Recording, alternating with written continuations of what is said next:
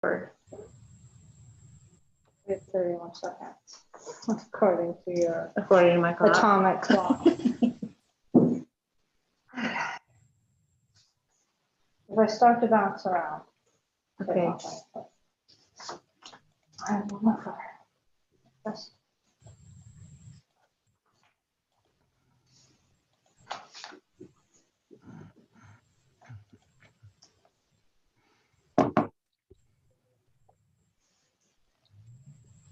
All right, according to the official Faculty Senate atomic clock, it is 3 p.m. and ready to it's time to get started.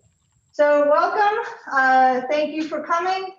Good afternoon and welcome to November and the embers of fall as we exist and prepare to transition once again to the virtual realm. We have a full agenda today. Mr. Andy Maas, Associate Vice President for Research, Technology Transfer, and Director of the Office of Innovation and Technology Commercialization, is joining us to provide updates from his office and a perspective of ownership of recorded instructional material. CIO Woolley is here with an interactive presentation format to provide the latest and greatest plans for LSU IT.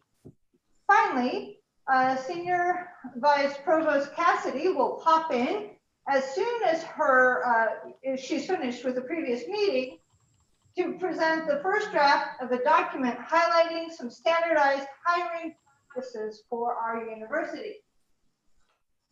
Next up, I will be requesting from all faculty senators nominees for those open positions on standing committees.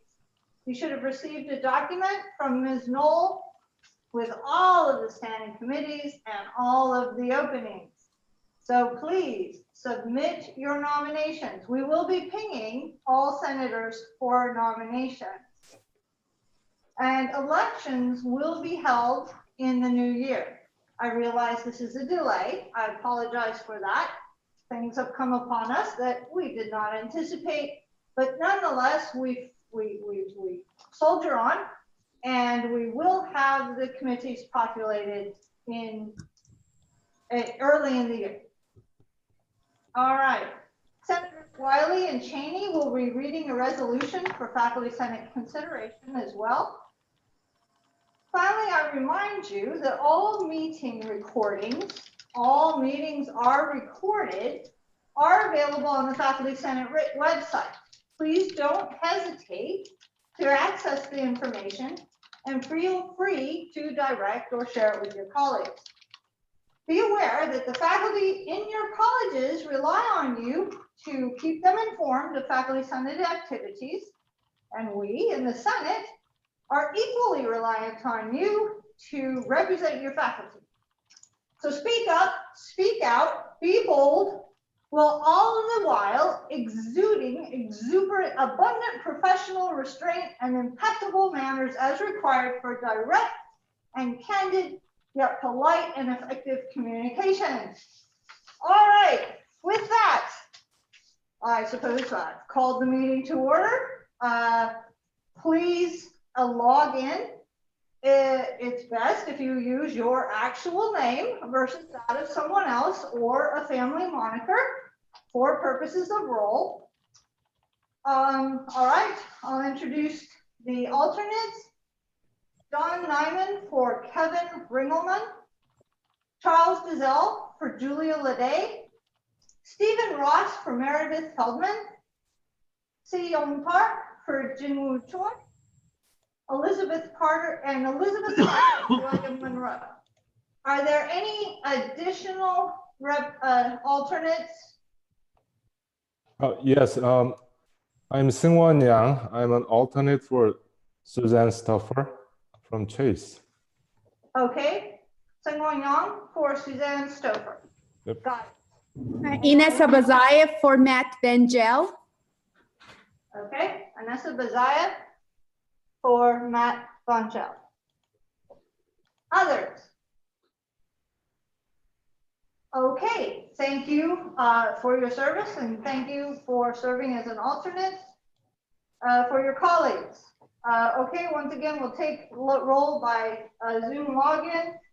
If you are a guest, to avoid these Zoom conundrums that plague us, please message Ms. Knoll privately is best, so you can do it any way you want, so that she can record your presence at the meeting. All right, there were no public comments submitted for consideration. So we'll begin by consideration of the minutes. They were all distributed, and pending any typographical errors, which we gladly accept your corrections, or any minor content errors, we will create a motion to accept the minutes, please. First and second. So move. Okay. Second. Okay, Professors Ross and Hunninger. All right, all those in favor, any opposed, please indicate by voting no.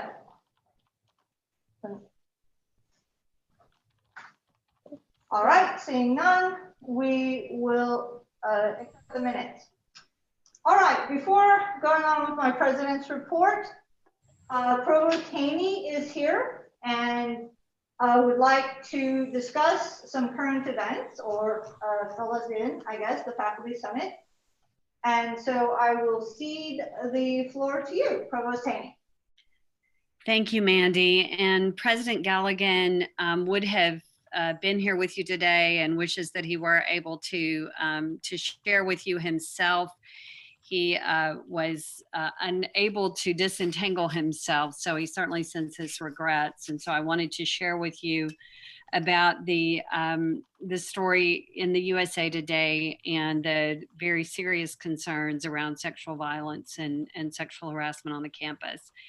And just want to note to the campus that we are grateful to the victims and for their courage to come forward, and want to ensure everyone understands that we take the complaints very seriously, and we will use this as an opportunity to do better and to be better. And we will be redoubling our efforts at education, at awareness, and reporting. Mandy and I had a really great conversation this morning about ways in which we need to do a better job of supporting, especially the students, but also our faculty and our staff to know what to report, when to report, to whom one reports. And so we want to make sure that we're providing that information and getting the right people to the right resources as quickly as possible. As the president noted in his communication to the campus, the university has hired Hush Blackwell to review all of our processes and to make recommendations about areas where we have weaknesses or where we're not in alignment with best practices or with what is required by statute, so that we can, again, do a much better job of battling this on our campus. And we want your feedback. Please feel free to email me. Certainly you can email the president as well, but email me at provost.lsu.edu with any feedback that you have. If you are aware of challenges or concerns or problems or issues, send those to us. Certainly when Hush Blackwell is here, there will be opportunities to speak directly with them and communicate directly with them. So we certainly want to make sure that the campus has that opportunity.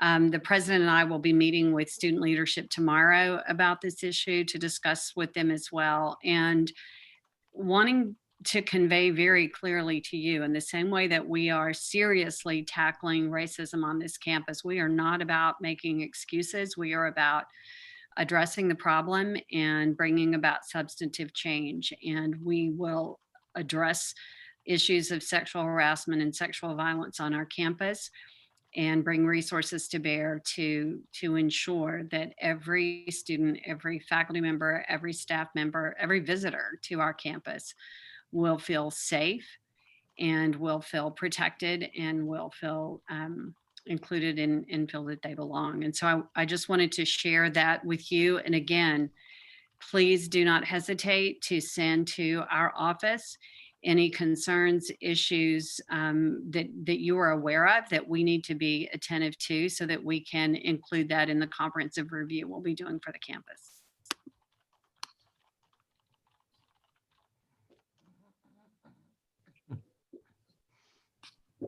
Thank you, Provost Haney. Are there any questions for the Provost?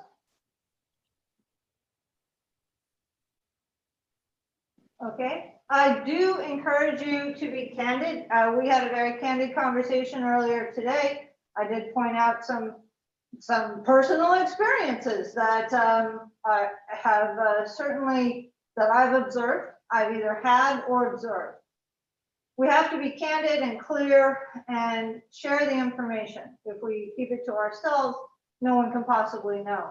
It's an uncomfortable topic, but it's something that we absolutely cannot let go unattended. All right, well, if you have any questions, again, please feel free, as the Provost has said, to reach out personally to her. You can also reach out to me, the FSCC, and there are numerous contacts available on the LSU website, Title IX website, Title IX office website that you can access as well. But all right, well, thank you for that, Provost, and we'll certainly forward any and all information that we get. All right, I know Mr. Maas has a time constraint, so I will delay my president's report since he's taking time out of his very busy and packed schedule to meet with us about, I believe you're presenting on ownership of recorded digital materials. Yes. All right, I cede the floor. Thank you for coming. Wonderful. It's great to be here. Many of you I've met before, and we've worked on projects here at LSU. Others that don't know me, my name is Andrew Maas. I'm the director of the Office of Innovation and Technology Commercialization. Long way of saying that I manage the intellectual property portfolio of the university. Usually that consists of the patents that are developed under research at the university, but often I get looped into conversations around copyrights and sometimes trade secrets and sometimes trademarks that are not the LSU mark, but are other marks that LSU has developed through our offices and groups.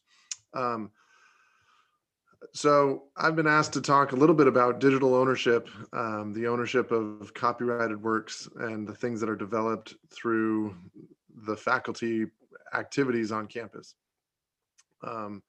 This has stemmed from several questions that have been spurred on through the need to go fully virtual when we did this back in March with COVID issues, and then over the last couple of years with conversations with online and continuing education and how these sort of parse out under the rules and regulations of the university. So there's two documents that really control some of these issues. One of them is the LSU regulations. You can find those on the board site, and then PM15. Essentially, PM15 directly towards ownership of electronic materials, and the regulations talk about intellectual property in general. Unfortunately, PM15 was last updated in 2002, so it's somewhat outdated, has some older references in it. And so a committee has been formed and tasked with the process of reviewing and revising and updating PM15. And I'm one of the members of that committee. Ultimately, the analysis of the regulations comes down to the following paragraphs. Chapter 7 of the regulations is the chapter that covers intellectual property. Section 7, paragraph A, indicates that the university releases to the respective authors all of the university's interest in any copyright to a book, article, lecture, thesis, dissertation, other literary work, work of art, course material, now I've added that bolding and underlining, or musical composition that would otherwise be an LSU work. So ultimately, the way the regulations operate is it comes through and it indicates that LSU, as the employer of faculty and participants on campus, has an interest in everything that's created here. However, the academic and scholarly activities are all released back in the next breath, right? It's essentially saying, okay, these things we want researchers and faculty to be free to use and disseminate in whatever way necessary. And so it's all released. That's necessary so that we don't have some sort of approval process for you to be able to publish an article or a lecture or go speak at a conference. I don't know if we would really want to try to put that control in. So that's not what these say. The second paragraph in this section says the release of rights to course material only applies to the extent that an author or co-author himself or herself uses those materials in a bona fide teaching or instruction of a regularly scheduled course for credit at the university. So what does that mean? All right, I mean, ultimately that means that if you're teaching a course that is on the records of the course catalog,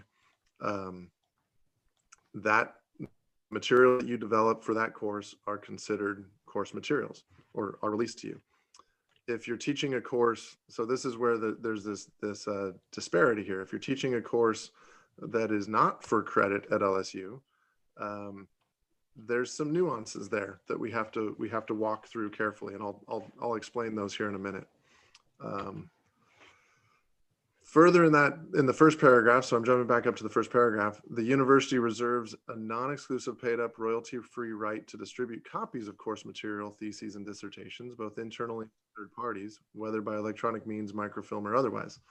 So this is essentially giving the university, the institution at large, the ability to keep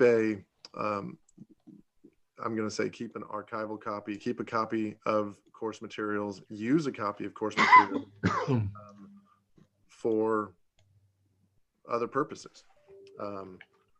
And the next, in paragraph D, it says the university shall be free to use the course material as part of the course instruction in the university's discretion.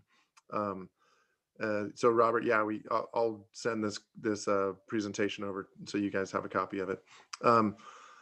So what does that mean? If you are teaching and you have course materials and the university needs access to those materials for some purpose, then the university should be able to get access to those materials. Does that mean that you as the instructor or the one that creates the materials don't have access to it? No, that means you still get to take it with you. You get to do whatever you want with it. As long as it's for a bona fide course for credit at LSU.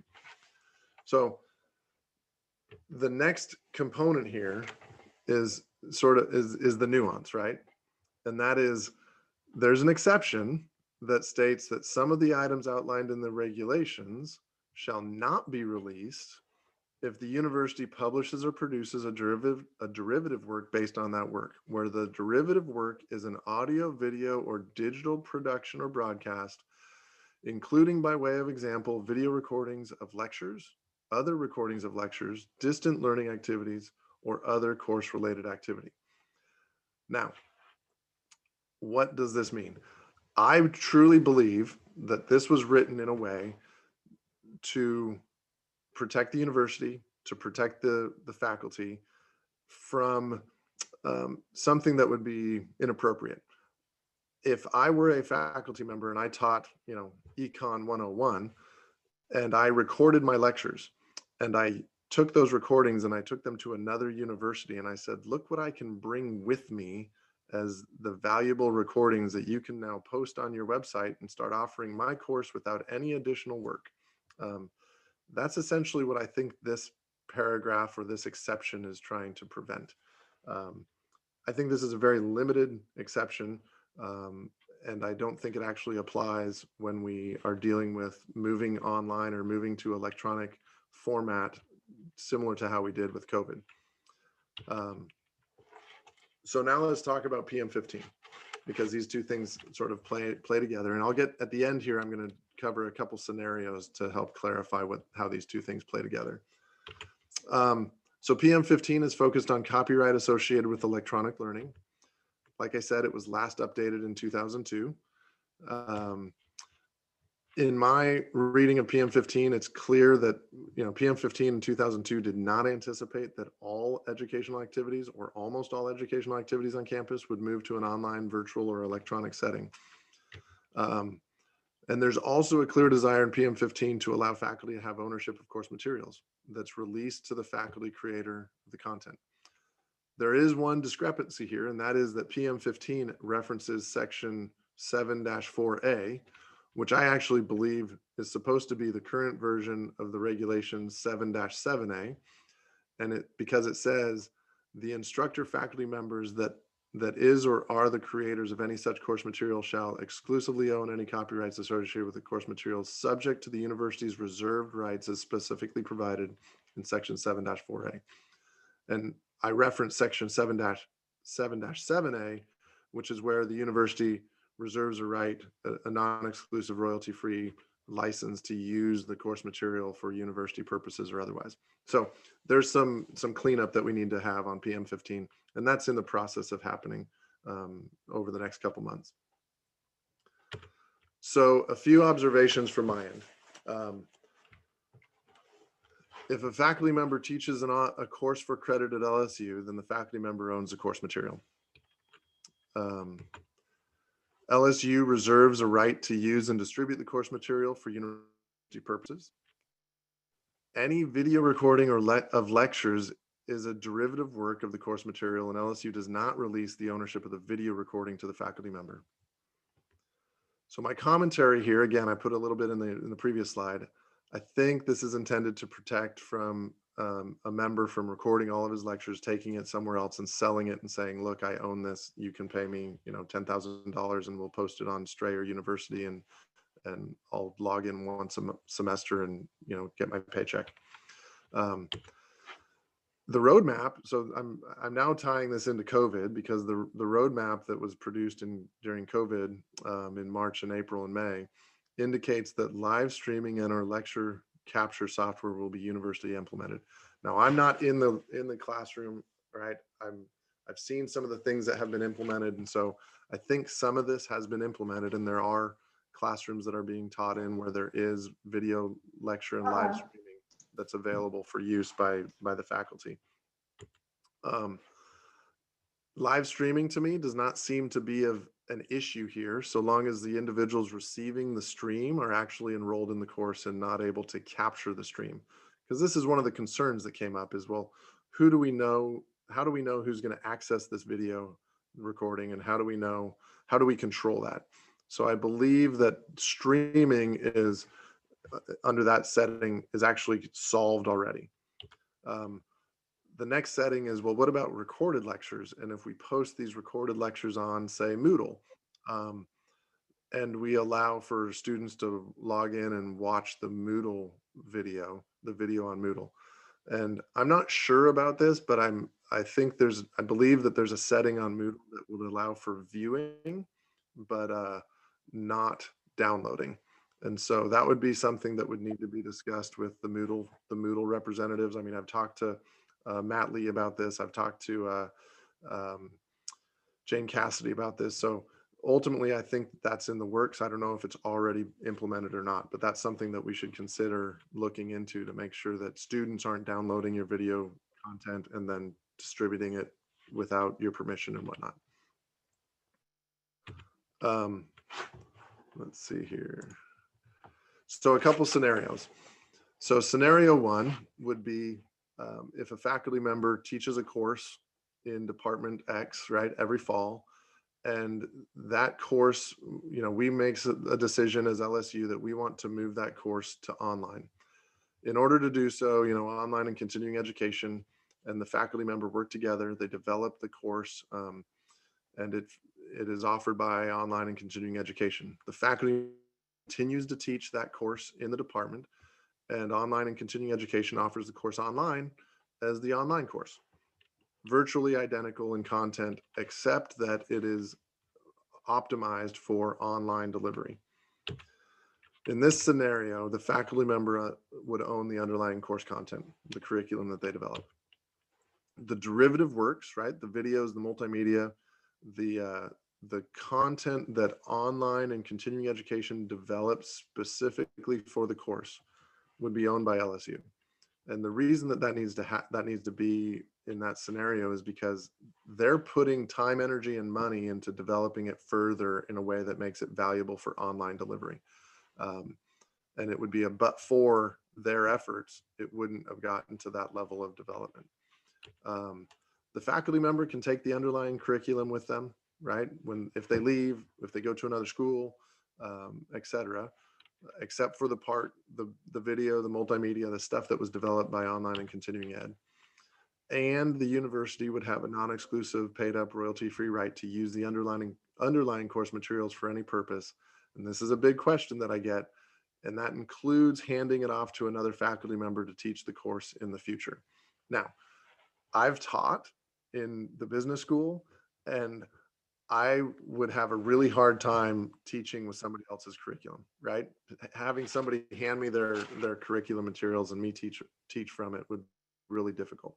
But it could happen under the current standard of the rules and regulations and the PM 15.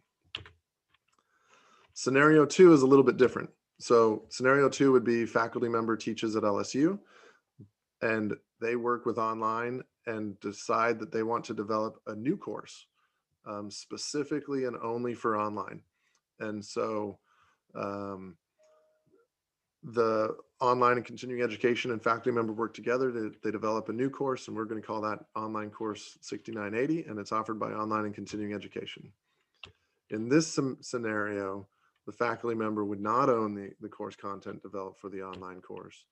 All materials developed, video, multimedia, etc., would be owned by LSU, and the faculty member would ultimately not be authorized to take the materials with them when they leave. Now, here's another piece of my commentary. I think in reality, faculty will take some of that underlying curriculum with them, and I actually don't think that's a big deal. But the investment that Online and Continuing Education makes in this course needs to be respected, and those materials, videos, multimedia content should not be taken when the faculty leave. Yeah, so I know I've dumped a bunch on you and a lot of content here, so I'm happy to answer any questions, discuss any of these scenarios. I recognize that this is complex and very nuanced, so there might be some questions to clarify. Andrew, Rob Cook here. What happens if the faculty spent their own time in summer, non-paid, developed the lectures on Zoom, and then uses a Zoom link in their Moodle site? So basically, LSU basically invested almost no money into that. They've had to do all the video editing, all the closed caption editing, all themselves, the faculty member, in their own time over summer, because we have to do that for this coming semester. Who then owns the video? So is that for a course that you for credit at LSU? Okay, sorry, regular scheduled 4-credit LSU course. Yeah, I mean, in that scenario, I think that's something that would be owned by the faculty member, right? I mean, because it's something you did as part of that course development. There would be a royalty-free, non-exclusive license that the university could use it for any purpose. But you didn't use any of the services or the support systems of Online and Continuing Education to create that. So really the difference here is like the involvement of an LSU entity in capturing a recording shifts ownership. Yeah, I mean, it's a little, that's one way to sort of try to bifurcate it, but it's a little bit more nuanced than just did an LSU department help you create the video, right? Or create the online content. It comes down to that. Is it for credit, right? What was the purpose of it? And what's the reasoning behind LSU needing to have access to it? So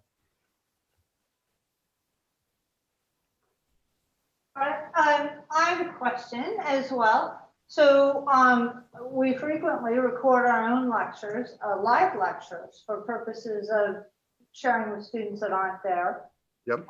etc. Or for feedback, we record them for any variety of reasons. So then, even though we share those with the students and use them for instructional purposes, who is the owner of said recording? And does the university have a right to use those recordings in the future?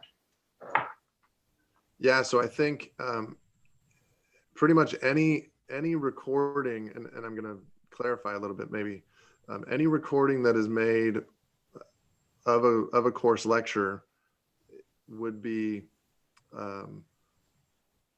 the faculty member has rights to it, could use it, could take it with them, but if it were coming down to who can produce it and who can use it for, I'm going to say, financial gain, like sell it to somebody else, I would ultimately think that that resides back with LSU, right? This is where the nuance comes in pretty thick, right? Because the exception that is stated in the bylaws says, you know, derivative works, including by way of example, video recordings of lectures.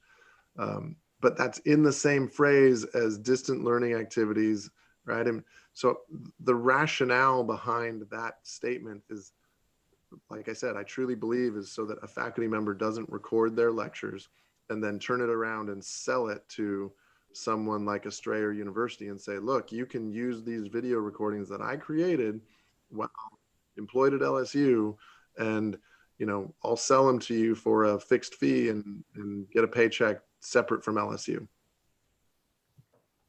Right. I think there's a question in the chat. Can you see that? Yeah, let me, hang on. I have the videos, the feeds. All right. If any student in the class decides to videotape the lecture in an LSU course and decides to distribute elsewhere, in that case, how else? Yeah, so I don't know how we would handle a student videotaping course content, right? That's more of a student and a academic affairs discussion, and whether that's even permissible or whether that's something that the bylaws, I'll tell you right now, the bylaws do not address that scenario as to what would happen or how we would handle that.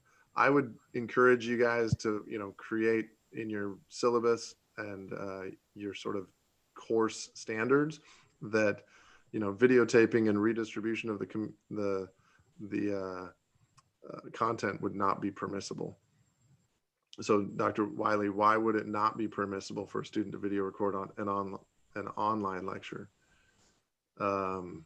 Maybe can you clarify that? Because videoing an online lecture, so if they were taking an online course, I mean, there's nothing that would stop somebody from setting up a camera and capturing their online content for an online course, because we can't control that. But I guess is your question whether they can video an in-person course and then post it online? Andrew, I had a quick question. I've taken your course at the intellectual property, and you funded my grant and stuff, so it was fairly informative. So this is something I know already, but I wanted to know, just piggybacking onto what's been asked already, how can we, through the accessibility department, how can we make like an insignia or something which every single lecture at LSU has some sort of insignia which says it's LSU? And second thing is, it won't be like downloadable type deal. Is that a possibility? Yeah, so insignia, I mean, ultimately, I encourage anything that you produce that you want to have branded LSU should be branded LSU. I don't know if there's something that we could ask the accessibility office to create. Would be sort of like a post-processing tool that would add an LSU logo down in the corner and have a stamp across the bottom that says copyright Louisiana State University, all rights reserved, right? I mean, I don't know if that's something that do, right? The second question you asked, remind me of the second question, sorry. I'm sorry, Andrew. So if it's not downloadable, like Yeah. that copyright stuff comes up before even somebody tries to download, because we have other things to worry about, like HIPAA and stuff, and we put a laceration of a case and stuff. We worrying about other things and not worrying about people downloading that picture and then, just like you said, peddling it up forward. So I was just curious if it's not downloadable, as well as if it's just a little insignia on the bottom which says LSU and copyright reserves and that sort of deal. That way, just a thought. I was just curious what you advise there. Yeah, so I think there are settings inside Moodle where you can, when you upload a video, you can make the video only viewable and not downloadable.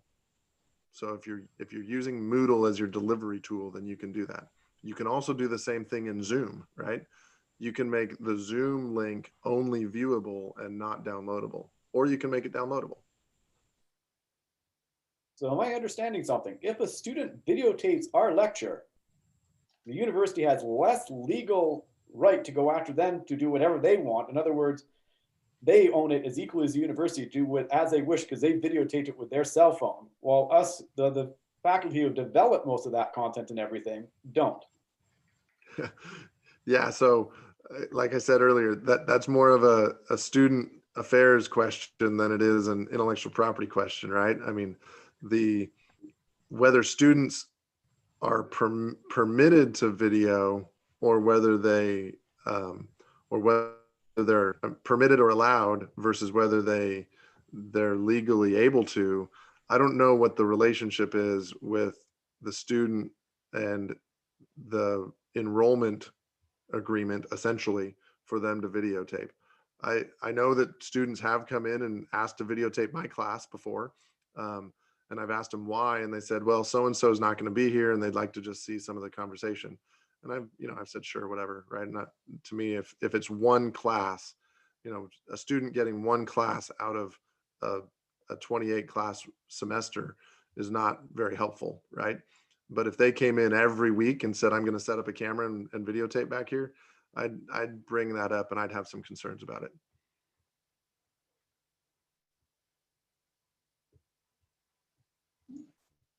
Okay, thank you very much. I think we have one more question from, and I'm sorry if we are missing your question. I know VP Maas has to go, but please, we will capture all of these questions and forward them to VP Maas. Professor McMillan says that some of our colleagues at other LSU campuses teach classes on campus and online. So does LSU own all of the course materials in that case? All right, so some of our colleagues at other LSU campuses teach classes on campus and online simultaneously. Does LSU own all the course material in that case? Yeah, so if it's for a course for credit at LSU, regardless of how it's delivered, the underlying course material is owned by the faculty member. The content that is produced specifically for the online side of things would be owned by LSU. If they're teaching simultaneously, which happens where you have an in-person class, but you're also setting up one of these video streaming tools to teach it to a remote audience as well, that would be, that content. I don't think that content is taking significant effort to reproduce that online content. So again, I mean, that's where this nuance comes into play, and it's sort of this case-by-case analysis, right?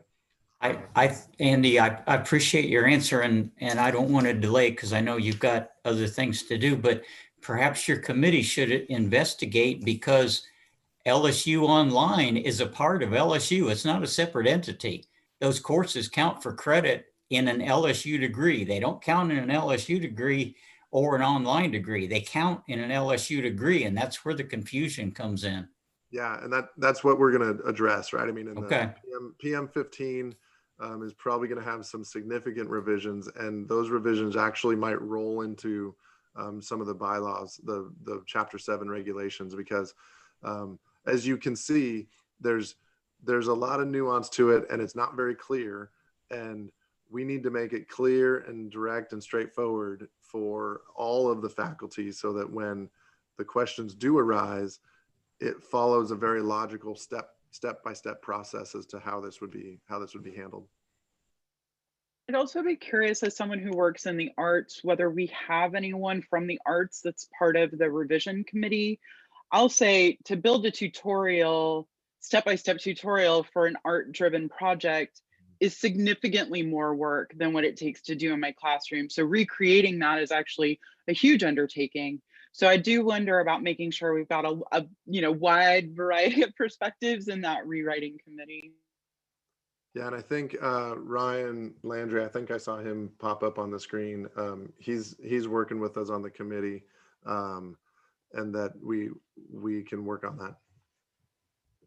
And ultimately, the committee that we're putting together, that we've moved forward on this, does have someone from online, has me, and it has someone from the libraries on the committee right now. And when we get to the point where it's ready to be reviewed, it's going to go out for everybody to review and look at before it's finalized, right? It's not going to be done in a vacuum. Yes. This is Ryan. Sorry, Andy. Yes, that's exactly right. Yep. Okay, well, these are all very important questions, and we're sorry for the delay in presenting this topic. For whatever reason, things got switched around with scheduling and so on. And so we appreciate your presence here very, very, very much, VP Maas. And we will forward you all of the questions that have come up and probably will continue to come up for at least a little while for your consideration. We also appreciate the efforts on the committee and the committee and the administration on this issue that was raised actually prior to our current situation.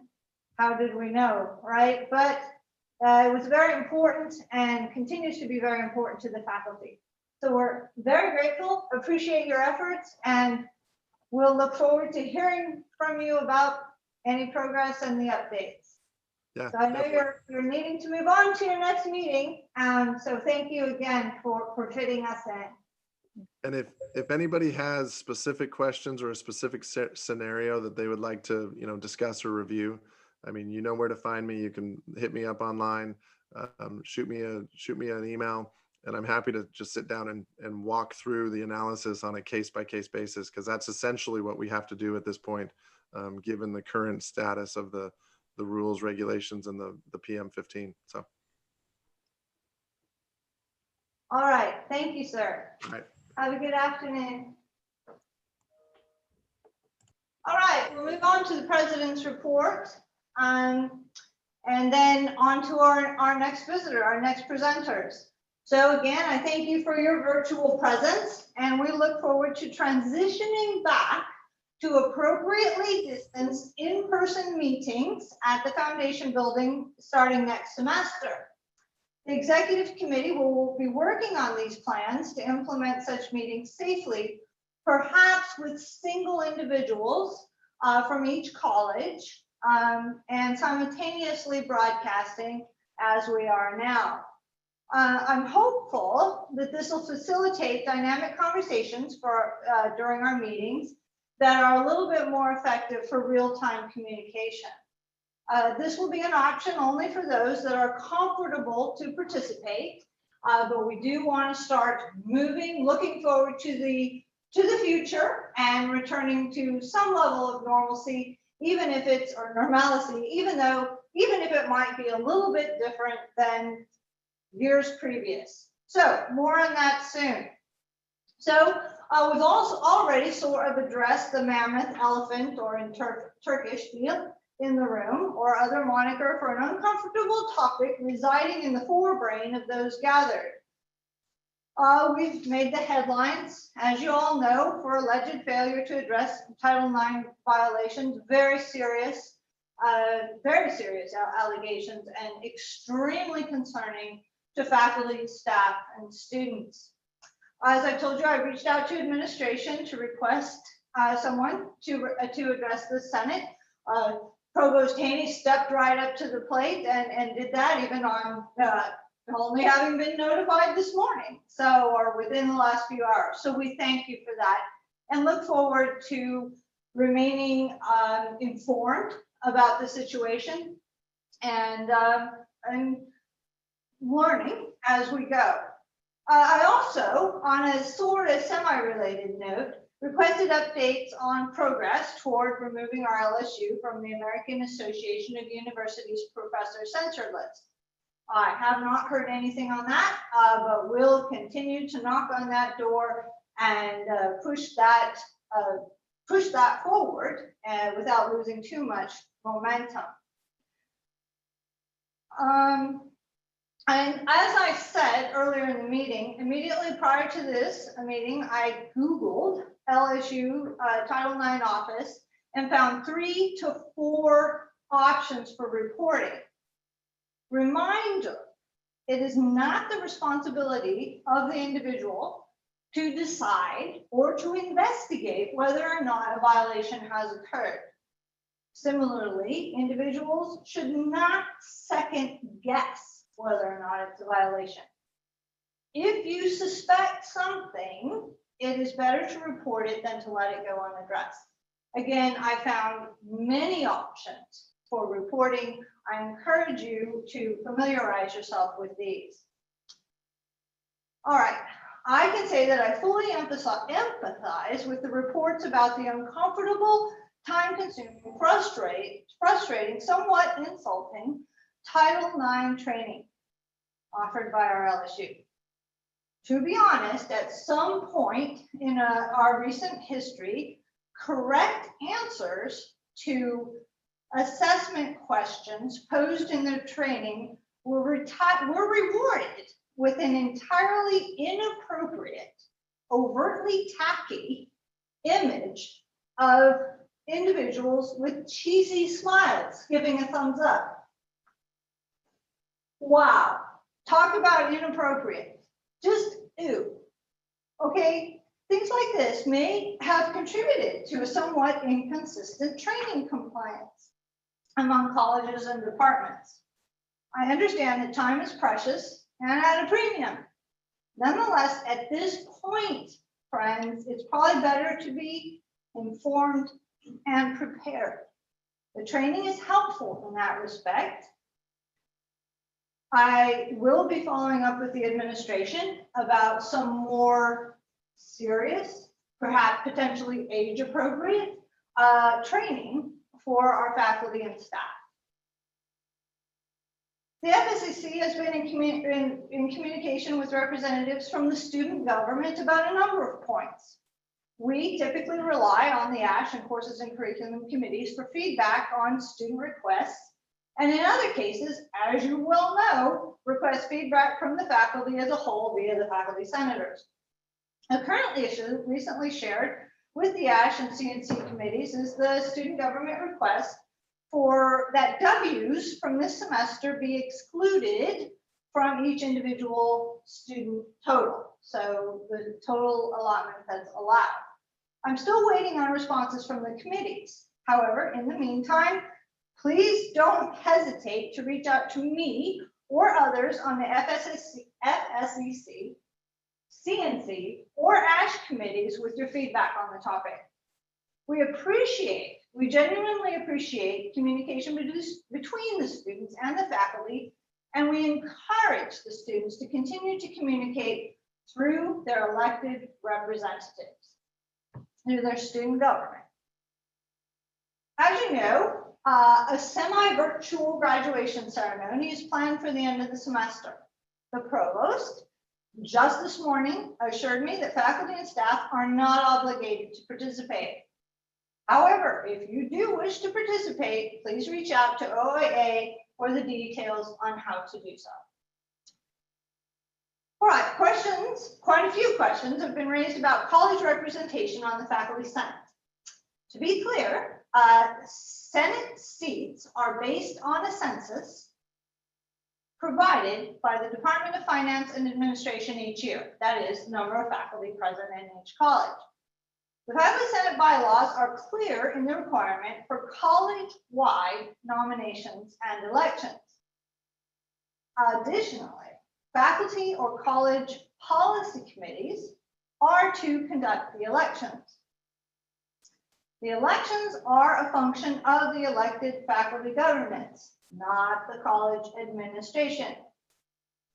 We remain committed to the fact that faculty must elect their representative for meaningful and effective representation. So please contact the chair of your college policy committee to ask that body to share information about your college's election process. Some individual departments within colleges have expressed concerns that they do not have representation on the Senate. Also remember that faculty senators must take a 1-year hiatus, leave of absence, senatorial sabbatical between faculty Senate terms. That is, terms are limited to 3 years, 3-year blocks, or 3 years at a time. Individuals are eligible for re-election after a 1-year break. So we encourage all to participate and welcome all voices. So please activate and work through your college policy committees on this and other faculty members. And that's it. The Faculty Senate Executive Committee and Office of Academic Affairs will be planning a meeting between college policy chairs and the administration in the upcoming year. Ms. Knoll will be requesting the name and contact information of policy committee chairs if she doesn't already have the information.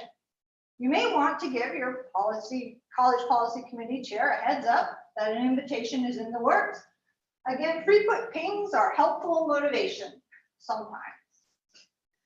All right, so I had a most bizarre experience yesterday, at least for yesterday, for Tuesday, I suppose, when I received a call on my office phone from a telemarketer. Well, this may not seem overly strange, but here's the catch. The caller informed me that he was from a research firm hired by Blue Cross Blue Shield to conduct a survey on their behalf. What? He then proceeded to ask me if I had selected Blue Cross Blue Shield coverage and a few other questions that I didn't feel comfortable with or obligated to answer. At that point, I'm afraid my persona devolved into somewhat less than pleasant and largely disagreeable as I shared with him a litany of unsolicited assessments of the service provided by said Blue Cross Blue Shield.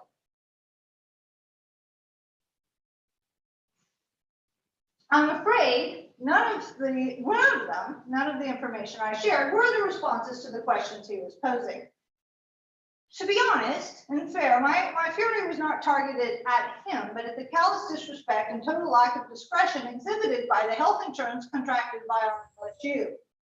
The poor man tried to assure me that he had no access to any of my personal information. Yet here he was in the middle of the day calling me on my office phone to query about my health insurance, to which he already knew I had previously subscribed. That's not okay from my perspective. So when does it become appropriate for a health insurance contractor to contact LSU employees at their place of work to query them about projected participation in their program? From my perspective, it's not. We are busy people paying rather exorbitant insurance premiums, and I, for one, resent the intrusion. So I will appreciate you to query your faculty to determine who else may have received such a phone call. Thanks to my fancy-smancy government-issued office phone, for which no instructions are provided to explain how to use the innumerable buttons that cover the service, none of which have numbers, I have a nearly endless list of caller IDs, including that of my telemarketer friend. However, I do genuinely want to make clear my sincere apologies to the poor man on the other end of the line, who I assume was just trying to do his job, and I absolutely respect that. Raises. I persistently present this point to the provost, the president, the board of supervisors, and total strangers, anyone else who cares to listen to the faculty's request for clear, unquestionable plans for reasonable cost of living raises every single year. I have not heard about the exact plans as of yet. However, despite all distractions, challenges, and unmitigated disasters, we cannot lose focus on this vital and absolutely rational point. Well, I am happy to harp like a mad bandit it is important that we as a faculty take a stand on this topic and continue to be consistent in our messages. So raise your voices to friends, local administrators, and other faculty. The message: LSU faculty expect a sustainable plan for annual cost of living salary increases. There's no reason that meritorious service should not be recognized with the most minimal of a reasonable expectation. So I rely on you to carry the message forward. All right, this is among the most stressful times imaginable.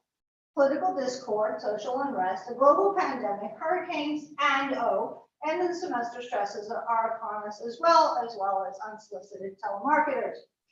Remember that those with fewer decades of experience, who have perhaps lived chronologically less, have a different perspective than most of us more sage individuals. I admit there are days in which the events are a bit heavy as I stagger back to my humble, dusty, and disheveled abode. I suspect that I am not an exception. Be sure to treat yourself to a bit of exercise, fresh air, rest, and a touch of nourishment and adult beverages as you see appropriate. On occasion, you might want to remind yourself of the days when a C+ on an organic chemistry quiz surely represented the end of all your future plans. I was one of those.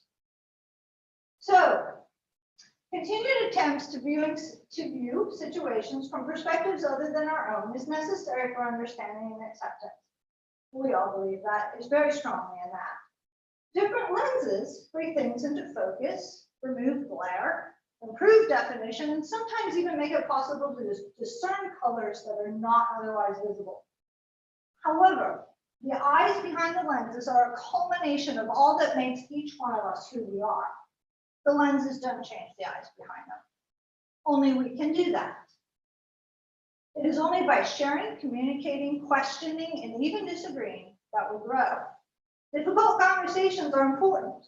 I don't expect to feel good after uncomfortable conversations, and in fact, I rarely do. But I do expect to come away informed, and that is my goal. So, right. Patience with colleagues, family, frenemies, and those who challenge your inner peace on a daily, if not hourly basis, you know who they are, is more difficult now more than ever. But yet we persist. Well done. Keep it up. We got this. As always, thank you for your service, uncontested dedication, and unimaginable fortitude. And with that, I'll conclude this report and take any questions.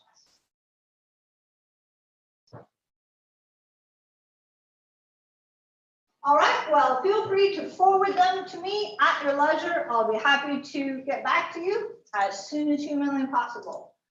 All right, CIO Craig Woolley is here to give us the latest and greatest on the LSU IT enterprise.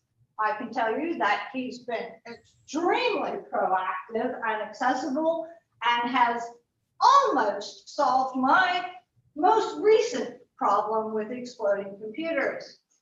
So, and I do have quite a set of exploding computers that someday I'll certainly be happy to share with you. However, that's a topic for another time. And CIO Craig, welcome. Well, thank you for having me. I'm excited to be here to give all of you some updates and to make sure I answer any questions you have. And I'll try to be as brief as I can. I have a little bit of a presentation I prepared. First, I wanted to talk about some upcoming events that might be of interest to the Faculty Senate. The first, we are going to schedule an IT town hall. Tentatively, it's scheduled for December 4th at 8 a.m. And it would be a joint presentation that would happen between myself and Dr. Sasha Thackerberry from LSU Online. We'll have some prepared comments, and then we want to make sure we answer all questions and concerns that might come up that either one of us can answer. So the goal will be in here to make sure everyone is comfortable going into next semester. I know there was some some questions and concerns brought up going into this fall semester, and I want to make sure that we are, again, as proactive as possible and can understand what some of the concerns might be so that we can try to make people feel a little bit better about going into the spring. So we will be advertising this heavily in the next few weeks, but I want to give you guys a heads up that it was coming. The other thing that I wanted to give you just some heads up about, because you might have heard about it and you might have questions about it, we are going to be hopefully in the next few weeks, putting out an RFP for outsourcing our mainframe.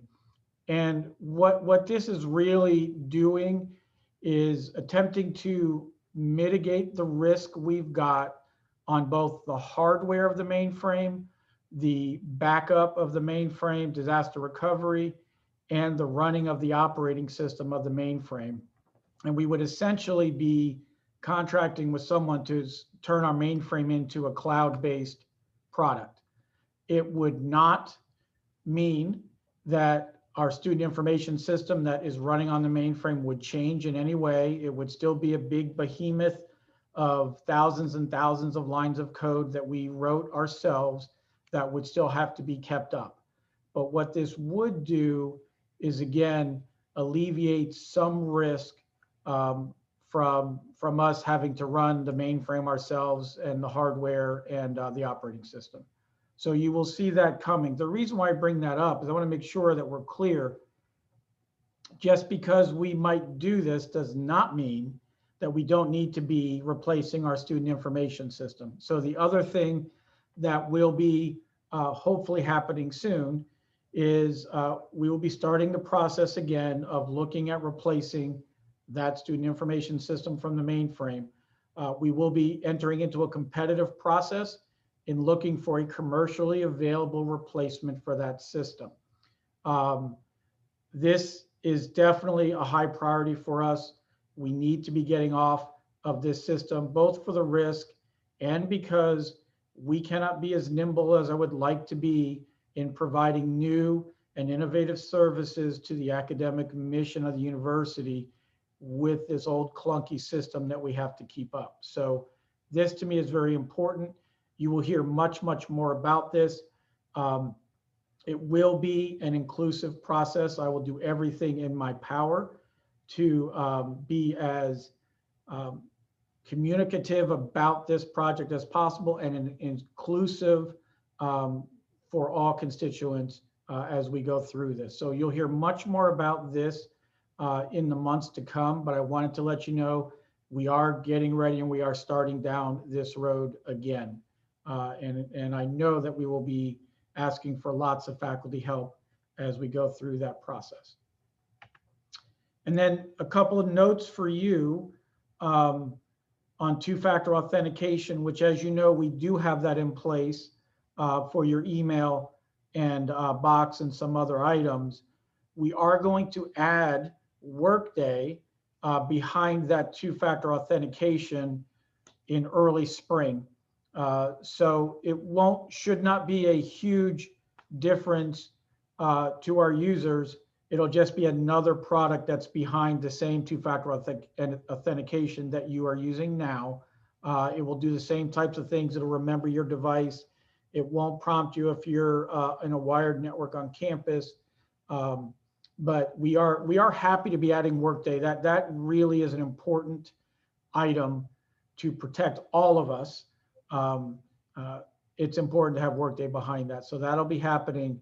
And then this is a very important one. We will be re-enabling two-factor authentication for Zoom in the beginning of the spring semester. We had Zoom behind two-factor authentication leading up to, I think, last March, and we temporarily had disabled it because of the rush and everything going on with the pandemic. But we do need to put that back behind two-factor, which will be happening. We will make announcements on both of these. I just like giving this group a heads up, and also I like getting feedback from this group on anything that you want me to be aware of or any questions that I can answer in regards to those things.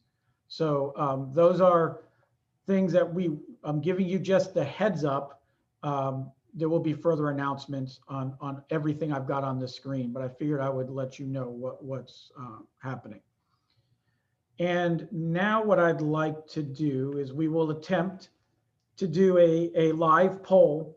What I want to go over with you, I talked, I think in the last time I presented to you, the fact that, you know, our customer service is extremely important to me and I take it very seriously. And what I want to do, now that we have surveyed our customers, I want to show you how we use the results, what the results look like, and what we will be doing to improve based upon your feedback. But before I get there, I want you to be as honest as possible. Right now, if it works right, I want to bring up a poll. And if you already answered this, you're gonna have to re-answer it again because I'm erasing it. I want you to just tell me where you stand in regards to your satisfaction with our services. I'm curious to compare this to what the results were that I will release to you from our surveys that we sent out. I will give a few seconds more for responses. I'm seeing them come in. We've had many people already answer. And I can't tell who said what, so please be honest. You don't have to be kind. If you feel strongly one way or the other, you know, you can do that. And I'm going to go ahead and end the polling. And now I will share with you the results. And what I will tell you is you guys are apparently much more satisfied with us than our general population. So according to this, 87% of you either strongly agree or somewhat agree that you are satisfied with our services. 4% strongly disagree and 7% somewhat disagree. So what I want to share with you is what the results are from the survey that we launched. We made clear it was anonymous. I think, you know, what I'm not happy about a couple of things on this slide. The first is the total responses is awfully low. We will do a much better job next year of making sure it's better vetted and more people are aware of it and are asked to respond. But as you can see, we had 153 people and we asked a series of questions. The main one was the one I just asked you all. But for those people who would say they were not satisfied or extremely unsatisfied, we would then pop up a box that would say, please tell us why. Give us some context. That's the thing I'm looking for so that it gives us some clues of where can we improve. And we did receive 280 comments out of the 153, some positive, some negative. But if you look at our overall satisfaction, it was only 70%, which if we were taking a test, it was a C-. It does say 7 out of 10 of our customers that responded are happy, but 3 out of 10 are not. And that's really concerning to me. To give you a little bit more information about how some questions were asked and what the answers were, the big one that should, you know, I think stick out to you is the fact that we are not viewed as a proactive organization. We are not viewed as a group that is out there trying to help you proactively do your job. I think we're viewed as more reactive. We wait for a problem to occur before we try to fix it.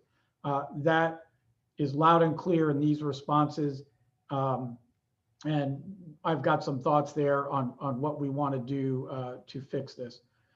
What I believe in is when we survey, we are going to be transparent about the results, and we are going to be transparent about what our findings have been, and more importantly, some specific steps we're going to take to address some of the concerns that have been brought up. That's the spirit of continuous improvement. What I have told my staff is next year in our survey, our overall satisfaction score needs to start with an 8. And then in 3 years from now, it needs to start with a 9. That is our goal, to reach 90% customer satisfaction in the next 3 years, and 80% next year. So how are we going to do that? First, I want to show you, again, this gives you a breakdown of how people responded and gives you some ideas of some of the responses. Again, some positive, some negative. Grok was brought up a number of times, and I know that the president last time in her address brought up Grok too. But there are some key things, and these comments are so key to our improvement plan.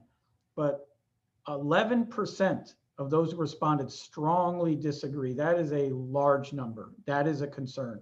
And the 15% is also a large concern. So what we've done, we have read through those comments a number of times. I've had a team of us read through every single comment, and we start to create themes. What are people saying about our services? Why are they either unhappy or happy? And we broke them down into these areas. Customer service was talked about a lot, and I'll tell you some things we'll do to fix that. But our communication is another big one, and I figured that before we did the survey based upon my conversations with faculty and deans and some of the staff. There's areas to improve there. So what we want to do, this is what we have put into place and what we will do, and you all can hold me accountable to all of this. To me, it's stuff that we have to be doing. Number one, quick wins. We need to do better at basic customer service. What I've heard from a lot of you is that the way we make you feel as a customer of ours is that we are trying to blow you off. We just want to get you to go away. We want to just close the ticket. Not necessarily as concerned about making sure that we have solved your issue. That's going to change. And I am going to be presenting all this to my entire staff in a week or two, and we will talk about this. And I'm going to give them some examples of, here's what you might be saying now. Here's the way it needs to be said in the future. Here's the way in which you deal with our customers to make sure that we are meeting the mark. Many of you feel like we're not. Another thing that was brought up a lot is the software acquisition process. And I'm going to add to that in what the president just mentioned.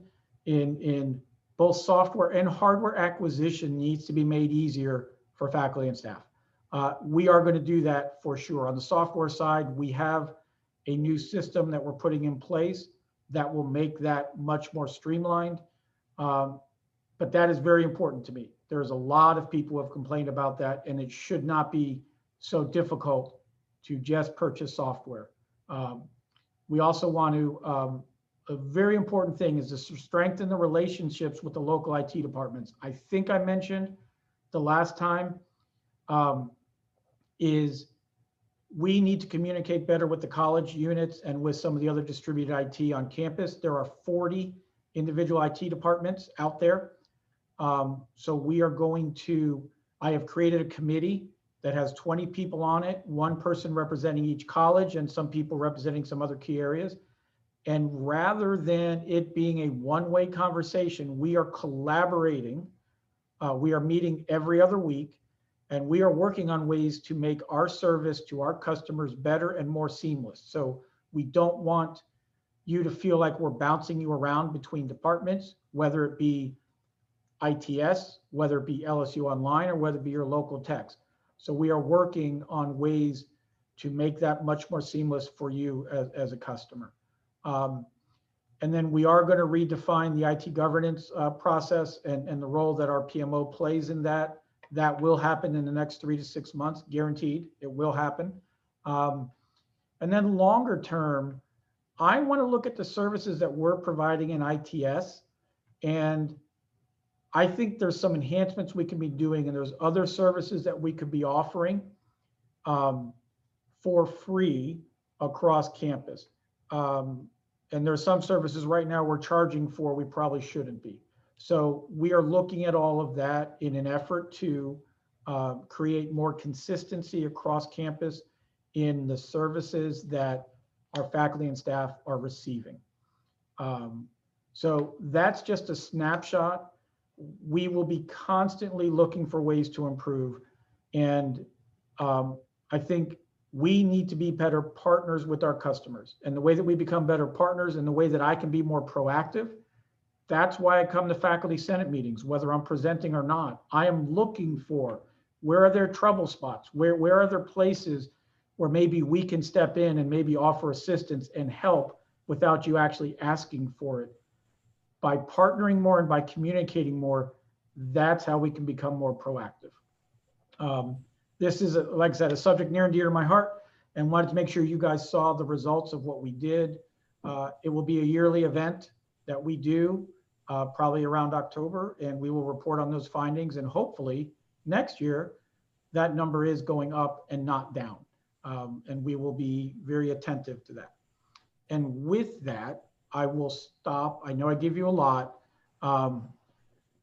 So I wanted to stop and answer any questions you might have, or anything else I can answer that I have not addressed that you would like me to address. Are there any questions? Thank you very much, CIO Woolley. Are there any questions?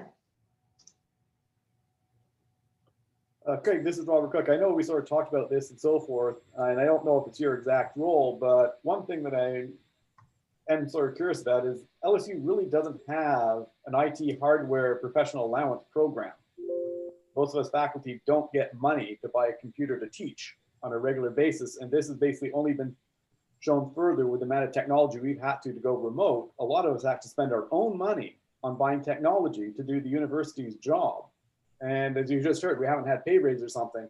And I'm very concerned that universities taking this approach when I hear most other universities do have this type of program. I'm just wondering why, if you guys know, or somebody at LSU can explain why that's not the case at LSU. So when you say, are you talking about like essentially a refresh of your core computing in your office every so often? Yeah, well, not just in the office. Basically, today, it's becoming a portable computer, in all honesty. We do a lot of work from home and everything. But for me, if it wasn't for my grants, I only got a computer when I started 19 years ago. All the other times I had to buy my computer on grants. And I use it a lot for developing my lecture materials and everything. Yes. And I do agree with you that that is an important thing. I will tell you, my last two places, there was something like that in place. And I am a firm believer in that. And again, it's a win-win in my mind. It makes our job easier because we have newer technology to support, and it makes it easier for us to standardize on technology that we would like you to have and use. So there is lots of benefits to having that type of hardware refresh. I am making a note, and it will be something I will have on my list when I talk both with Donna and when I talk with my staff. Okay, also just possibly two platforms, the PC and the Apple Mac platform. Some of us are really Mac and others are PC oriented. Yes, and that is one holy war I have never ever wanted to fight. So I support both. I know people have very strong feelings one way or the other.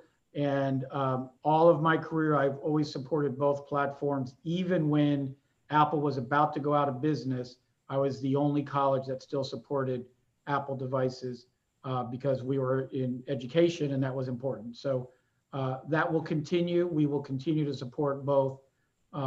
Yes, am I a PC person? Yes, I am. But I understand that we have to support both, and I am supportive of that. All right,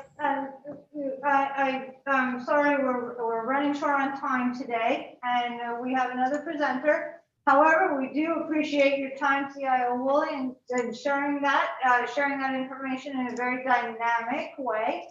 I'm impressed at how happy the faculty are today. Very good. It's a lovely fall day.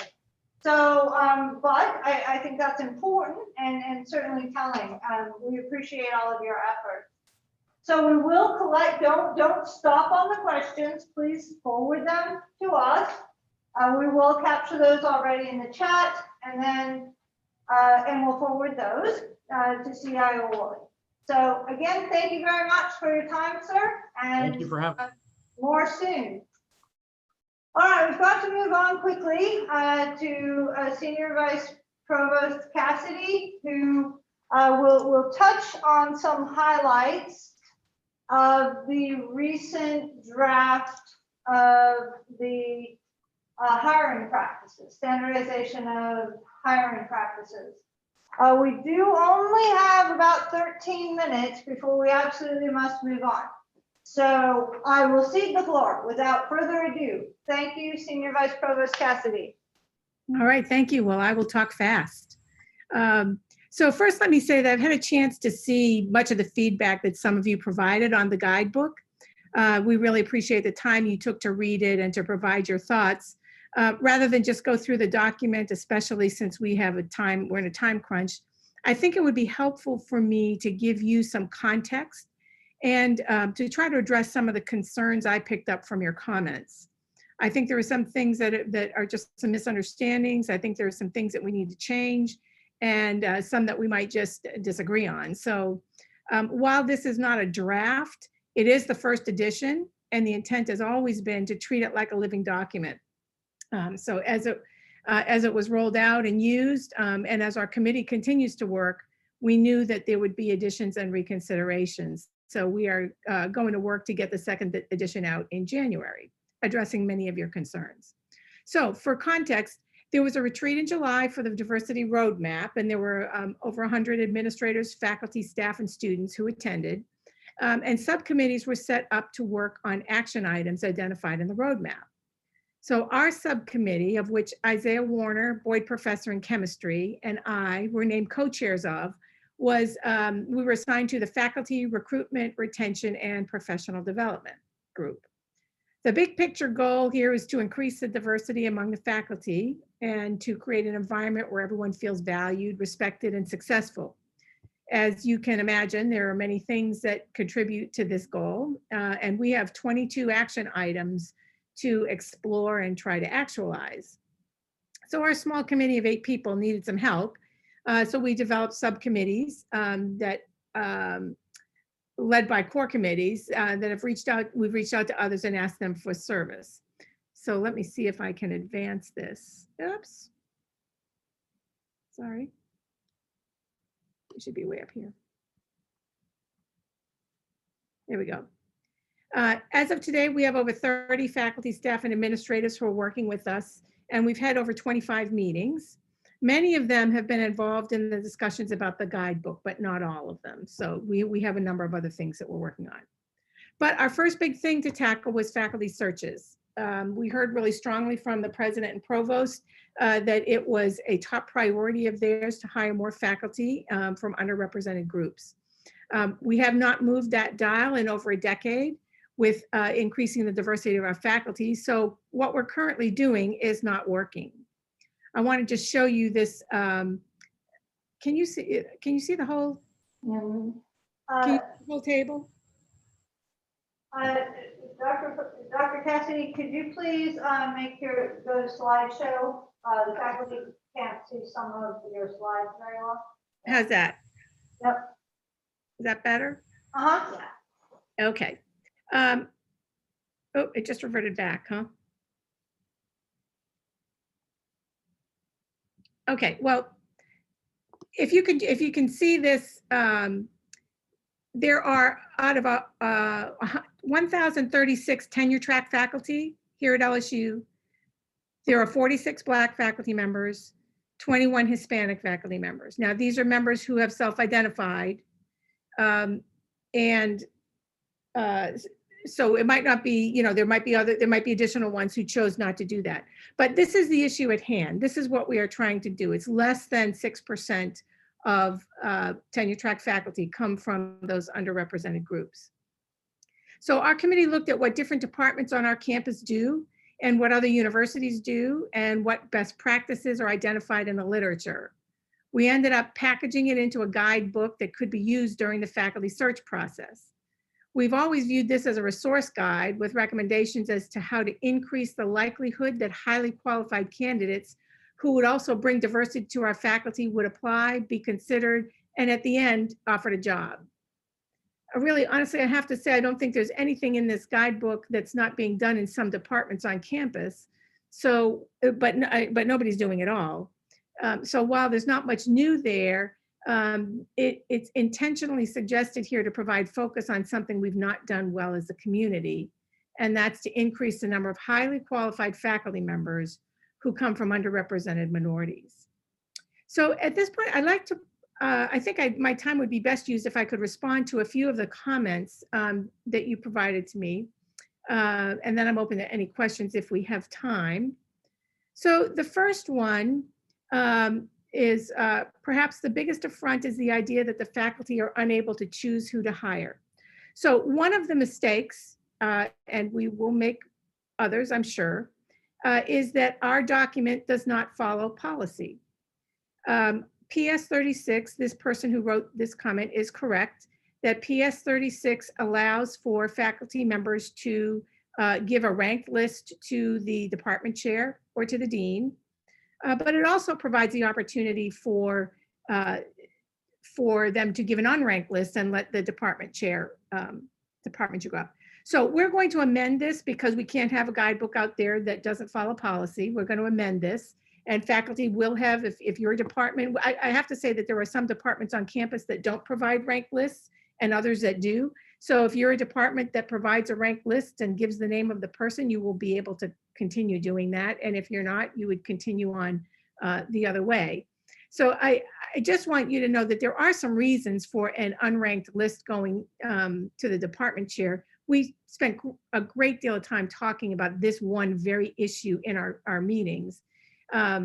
One of those is that if your first choice person turns you down and then you have to go to a second or a third, everybody in the department knows who the first choice was, who the second choice was, who the third choice was. And that's hard, coming into a group saying, where everybody knows you weren't the top choice. So anyway, that's just one item that could be a reason why you might not want unranked. I'm sorry, why you might want ranked data. The second one, the administration believes that faculty are incapable of making decisions and that if left to their own devices, they would create some non-diverse and inequitable university.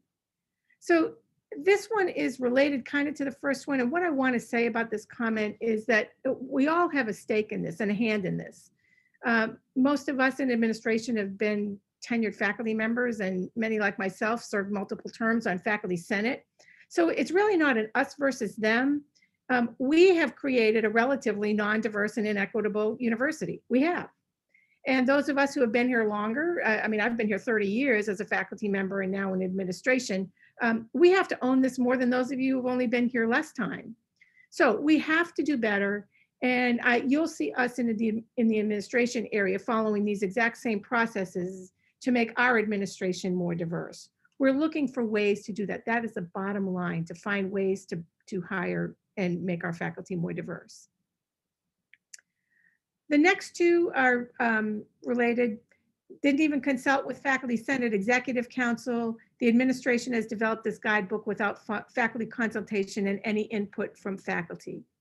So I hope at this point that you realize that that's not the case. It wasn't no input from any faculty member. There's a member of the Faculty Senate Executive Committee that's on our core committee and a faculty senator on our core committee. And there are other members of the Faculty Senate on our expanded committee. So there are other also faculty members who are not on Faculty Senate, as well as people in administration with faculty rank who are in the group. These are people like me who've been faculty before. And there are also some staff members, and some of you noted that, boy, this is made up of a lot of staff members. Well, primarily those staff members are people who have helped us do our research and, some technical issues related to our discussions. It was completed in a rushed, almost haphazard fashion when so many faculty hires were already underway across campus. That was another quote. One thing that's true about this comment is that the guidebook was not ready in August, so that when many faculty searches were already underway when it was launched. It's unfortunate, but we needed time to discuss, consult, and read before we felt comfortable with any kind of a skeleton for the guidebook. I promise you it was very thoughtful. I mean, we've spent a lot of time on this, but we needed to get our work out early in a way that it could be used. So that precluded protracted conversation beyond the committee, and I'm sorry for that. But now as we begin to use it, I hope we continue to have discussions. I hope you find ways, things that you think should be changed or updated or whatever, edit what doesn't work, add things that would be helpful. And we will be editing this and producing new editions as that happens. So the supply of diverse candidates is limited, and it'll be difficult to find anyone to hire. This is something we hear a lot, and in all honesty, in some fields, there's less diversity than in others. That's why we have 3 subcommittees who are not looking at anything to do with the guidebook, but they're looking at developing pipelines for students such that we can increase the number of highly qualified candidates for jobs who would also bring diversity. And I have to say that Provost Haney, myself, Dr. Cynthia Peterson, we're all involved in some SEC efforts, as is Dr. Warner, to actually do that at all the SEC institutions so that we can hire each other's people, so to speak.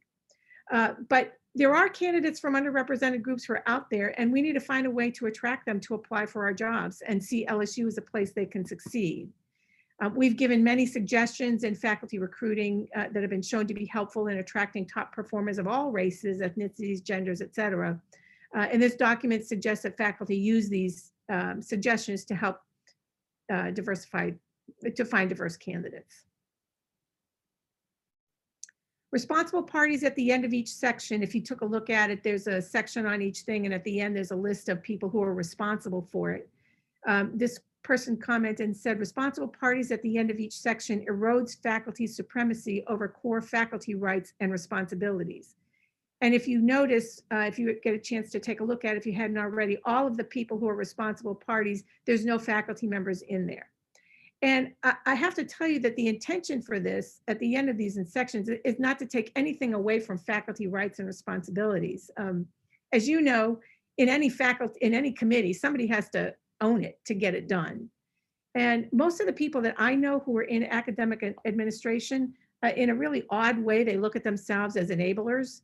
They probably don't articulate that way, but they're, what are things that we can do to lead? How can we lead initiatives forward that don't take an enormous amount of time for faculty?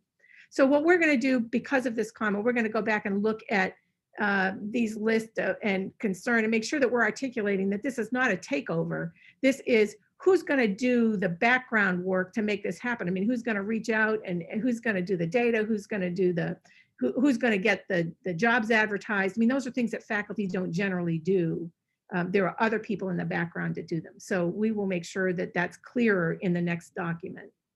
And then last, requiring training sessions of every faculty member or boxes for candidates to check is simply to be making a pretense toward the goal. The person who wrote this makes an excellent point, one that we've discussed a lot over and over. That is that participating in a 60-minute unconscious bias professional development opportunity is just a box to check off. So if it is, that is a pretense and not really helpful. What our hope is, and we will make this clearer, it is in the guidebook if you look closely, but obviously it's too subtly.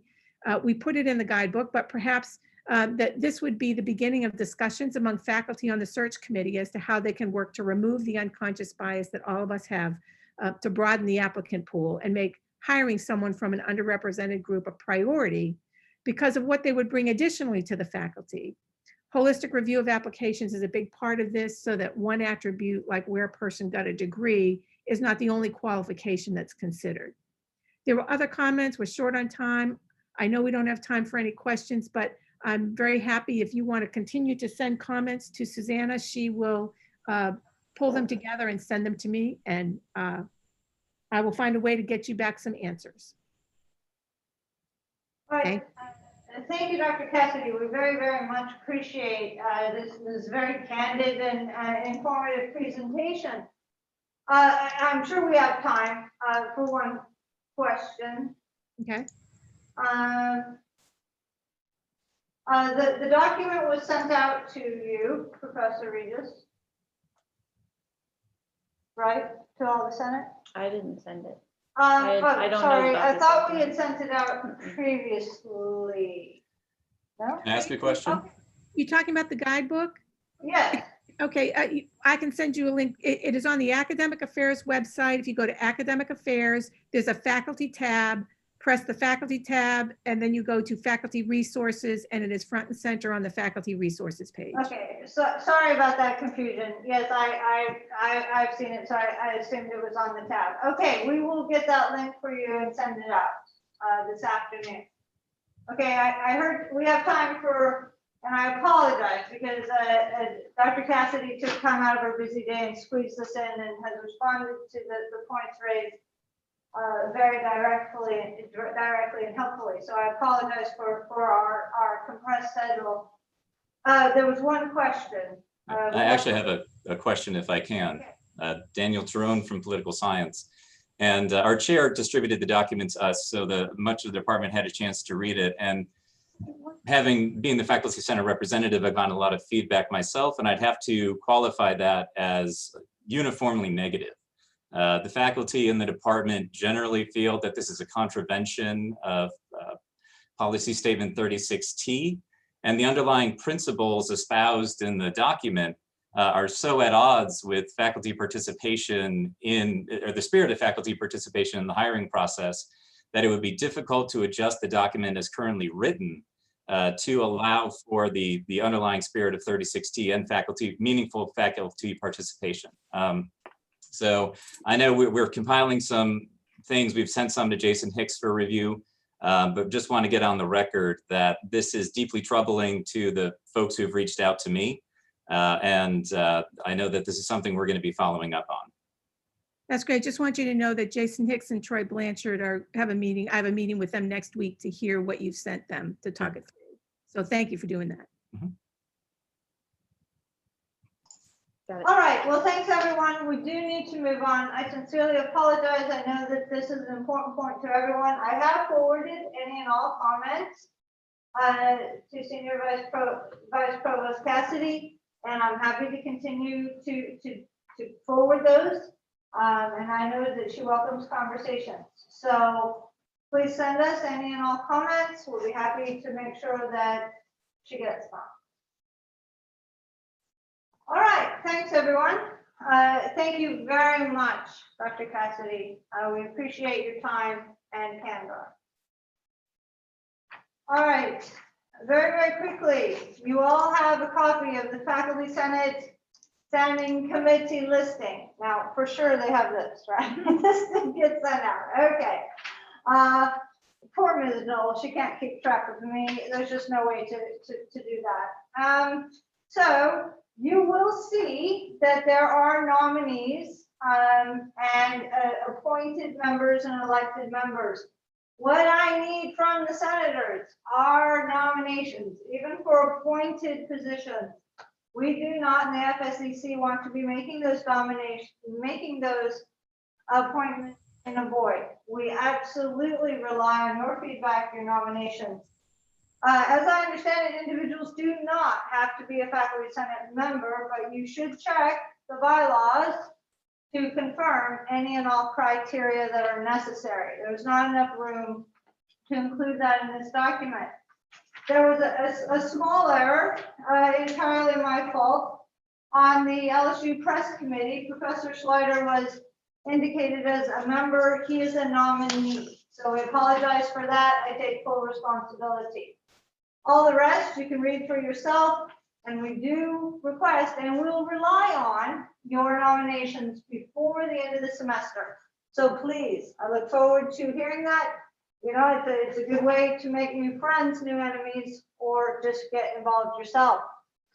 All right, next up, Senators Wiley and Cheney are here to read a resolution. They are here ready to go. You have all received the resolution via email and should have it before you. Can we bring it up? All right. Ready? The floor. Thank you, Mandy. Thank you, fellow faculty senators. Before Cassandra and I read this resolution, I just wanted to bring something to everyone's attention. I know you guys have all been watching the news this summer when George Floyd's life was snuffed out of him. The virtual videos of Breonna Taylor being killed in her apartment, Ahmaud Arbery being shot as he was jogging in Georgia. All of these incidences against African-American men and women were televised. We've been saying in the Black community that the iPhone is the greatest weapon against injustices since anti-slavery. However, something that has come to our attention is that there are hundreds of thousands of Black people that have been killed in our country, and it has never been televised. It will never be televised. And there were no phones, there were no virtual chats, there were no social media accounts to share this. A gentleman by the name of Richard Alfred Nelson from Calhoun, Louisiana, Ouachita Parish, a former slave, Black man, owned 240 acres of land. The KKK killed him for his land. He sent his family to Arkansas before the KKK actually killed him to protect his family. That wasn't televised. You will never see anything about that, but you will hear about it if you would take a course that we are proposing. Richard Nelson's children could never go to LSU. His grandchildren could never go to LSU. His great-grandchildren would not have been welcome at LSU. But Richard Alfred Nelson's great-great-granddaughter sits before you today as the only Black female tenured in the E.J. Uso College of Business. The only Black female tenured in the E.J. Uso College of Business. As to what Jane Cassidy was saying, we have to do better. So my great-great-grandpa couldn't be here today, but I'm here asking my fellow faculty members to please, let's try to correct the wrong in the American history books and lessons that we've been taught by allowing all students to learn about Black history, the truth of how Black people have helped to build this nation, have contributed to this nation. And especially in Louisiana, we are the leading school of the SEC. Let's not just lead in football, let's be the leader of the pack when it comes to doing what's right with diversity, inclusiveness, and belonging on our wonderful campus. I will now ask Cassandra to read the first part of the resolution. Thank you, Sonia. Confronting anti-Blackness by ensuring undergraduate access to anti-racist curricular offering. Sponsored by faculty senators, Professors Sonia Wiley and Cassandra Chaney. Whereas in the wake of the deaths of George Floyd, Breonna Taylor, Ahmaud Arbery, Philando Castile, Stephon Clark, Eric Garner, Tamir Rice, Tatiana Jefferson, Alton Sterling, Elijah McClain, and too many other Black people, the nation's largest protest movement in recent history unfolded across the country to demand an end to the institutionalized racism and the pervasive anti-Blackness that injures and kills. Whereas this is a moment in which the country is engaging in a long delayed reckoning with the ways in which it has been built on anti-Blackness, and in which Louisiana, Baton Rouge, and our university are challenged to confront the potency and destructive power of anti-Blackness in everyday life. Whereas LSU has committed itself to the truth that Black lives matter and has further dedicated itself to becoming an anti-racist institution.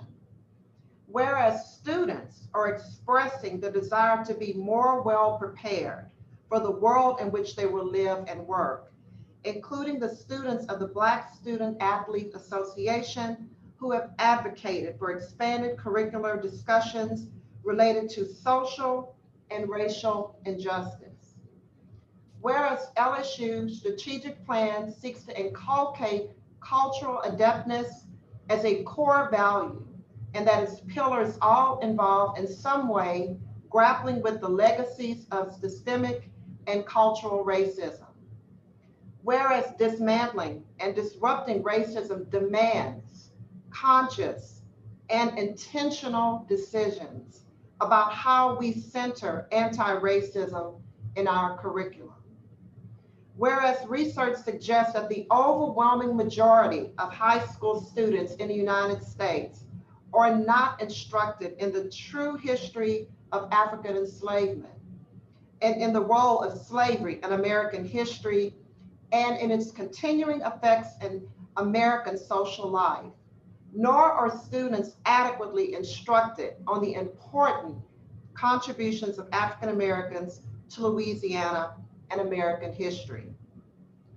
Whereas statistics tell a stark story of the way the study of African Americans' contributions to Louisiana and American history is underrepresented in higher education. The percentage of LSU students identifying as Black or African American has grown from 8.8% in fall 2009 to 13.3% in fall of 2019, with 14.5% of degree-seeking first-time freshmen, which total 887, identified as Black or African American in fall of 2019.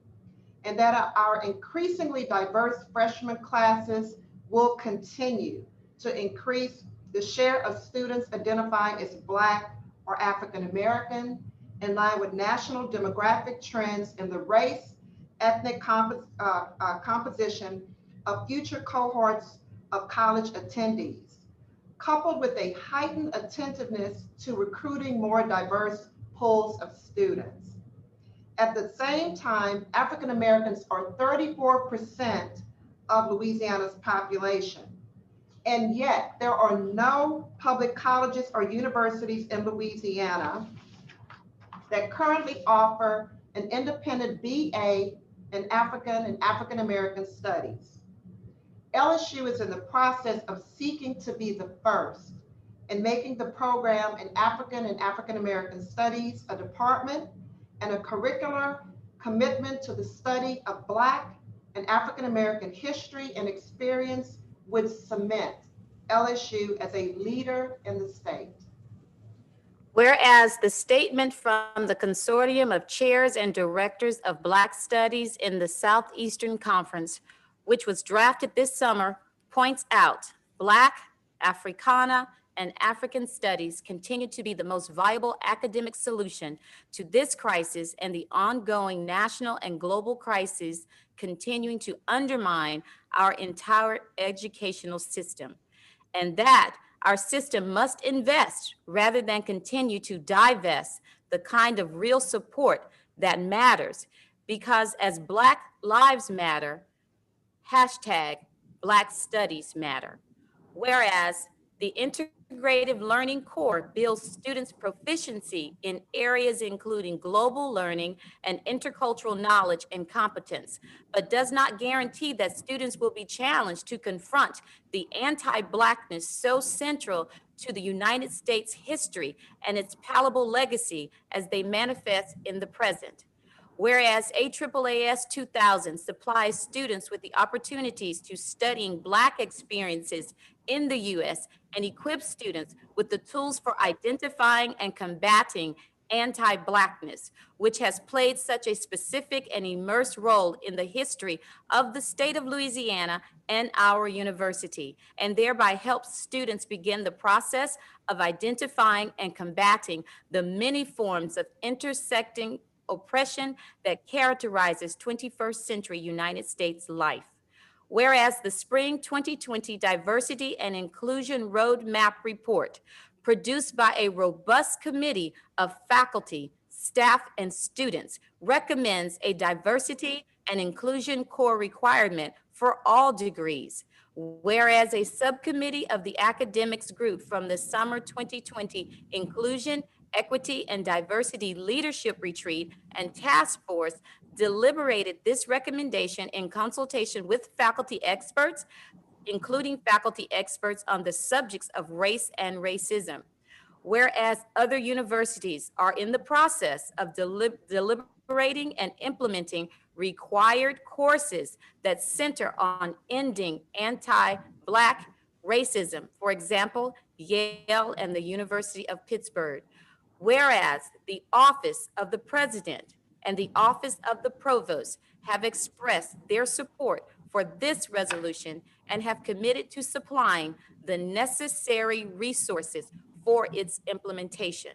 Now, therefore, be it resolved that the LSU Faculty Senate endorses requiring that AAAS 2000 be one of the courses each undergraduate completes in satisfying their ILC obligations.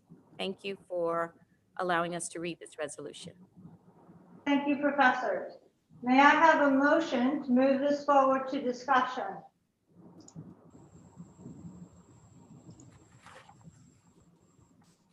First and second, please.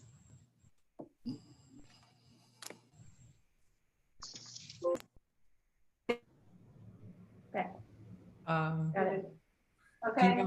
do you have a second already? Yes. Okay. Okay. All right. Thank you. Please vote yes to move it forward. No. If you wish to abstain, please send a message. All those in favor vote yes. No. Message us if you abstain.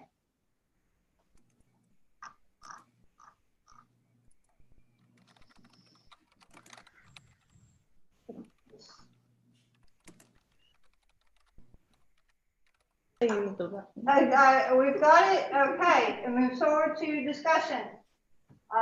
Who would like to begin?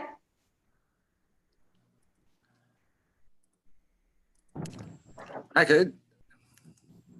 Professor Del. Yes. Let me find. I had it take me about 3 minutes to read it. I have a prepared statement. This resolution will require extended discussion, so I plan to oppose any motion to skip the required second reading or to close debate. I had heard that there was going to be some motion like that. Some faculty are frightened to oppose this resolution for fear of shaming or having their career canceled. Now, I have first a global comment on the resolution, then some line by lines. Globally, I say that this is changing the definition of institutionalized racism. The resolution doesn't define institutionalized or systemic racism. Traditionally, that term referred to the presence of policies mandating racial discrimination. Now that such policies are gone, modern day activists have observed disproportionate representation and different success rates on various measures that have occurred in the absence of racial discrimination. My impression is that the activists have therefore turned the definition on its head and now define institutionalized racism as the absence of policies mandating racial discrimination, such as policies requiring proportional representation of races or requiring courses on the history of certain races but not others. When I first read this resolution, I couldn't make sense of its repeated accusations of institutionalized racism. But once I realized the possibility that the resolution has implicitly reversed the definition of institutionalized racism as above, the resolution began to make sense. And now I have some line-by-line comments. The title of the resolution says ensuring access. That is misleading. LSU students have been taking AAAS since 2000 since 1996. A more accurate title would be forcing all LSU undergrads to take AAAS 2000. Next, whereas number 2 and number 3 claim that anti-Blackness is a part of everyday life at LSU and accuse LSU of being not anti-racist and implicitly of being racist, with no specifics and ignoring policy statement 1, which prohibits racial discrimination at LSU. Again, note the implicit reversal of the definition of institutional racism. Whereas number 6 advocates placing, quote, anti-racism at the center of the curriculum. Anti-racism will be a thin syllabus in the absence of any policy mandating racial discrimination in modern-day LSU or America. Students in anti-racism courses and programs may be forced to confess that they are racist or to admit that modern-day LSU and America are institutionally racist in order to pass. The bylaws of the LSU Board of Supervisors declare, among the many implicit responsibilities which must be assumed by those, namely faculty, enjoying the privileges of academic freedom, shall be that of refraining from insisting upon the adoption by students or others of any particular point of view as authoritative in controversial matters. Next, whereas 7 says that most high school students are not instructed in the true history of American slavery or the contributions of African Americans. Most high school students are also not instructed in ancient Greece or ancient Rome or ancient Judea, or in most of the approximately 100 other subjects covered in LSU's general education, humanities, and social sciences courses. The resolution gives no reason why all those courses must take a back seat to AAAS 2000, which they would have to do if the standard 120-hour curriculum is not to be expanded to 123 hours. Next, whereas number 11 says that the AAAS will help students combat, quote, the many forms of intersecting oppression that characterize 21st century United States life. 21st century United States life is actually characterized by the greatest opportunity in the history of the world, including for African Americans. People of all races have immigrated to America, including many of us in this Senate. They wouldn't do so if America were characterized by intersecting oppression. Whereas number 14 cites a 2020 article on Yale's consideration of such a proposal similar to this resolution. The resolution doesn't quote several passages from that article explaining why Yale faculty have repeatedly rejected such proposals, which date back to 2015. For example, I quote from this article, faculty thought, that is Yale faculty thought, requiring all students to take a course on something as sensitive as race could create hostile class environments that detract from the experiences of professors and other students. Although some students would certainly be interested and intellectually stimulated, faculty members who might often be junior non-tenured faculty of color, Jacqueline Goldsby, the Yale AAS chair, said, could need to deal with students who resent being forced to complete such a requirement. And finally, whereas number 15 cites LSU's president and provost as supporting this resolution. When Princeton's administration recently publicly confessed to systemic racism, the US Department of Education opened an investigation into whether that university has been violating the Civil Rights Act.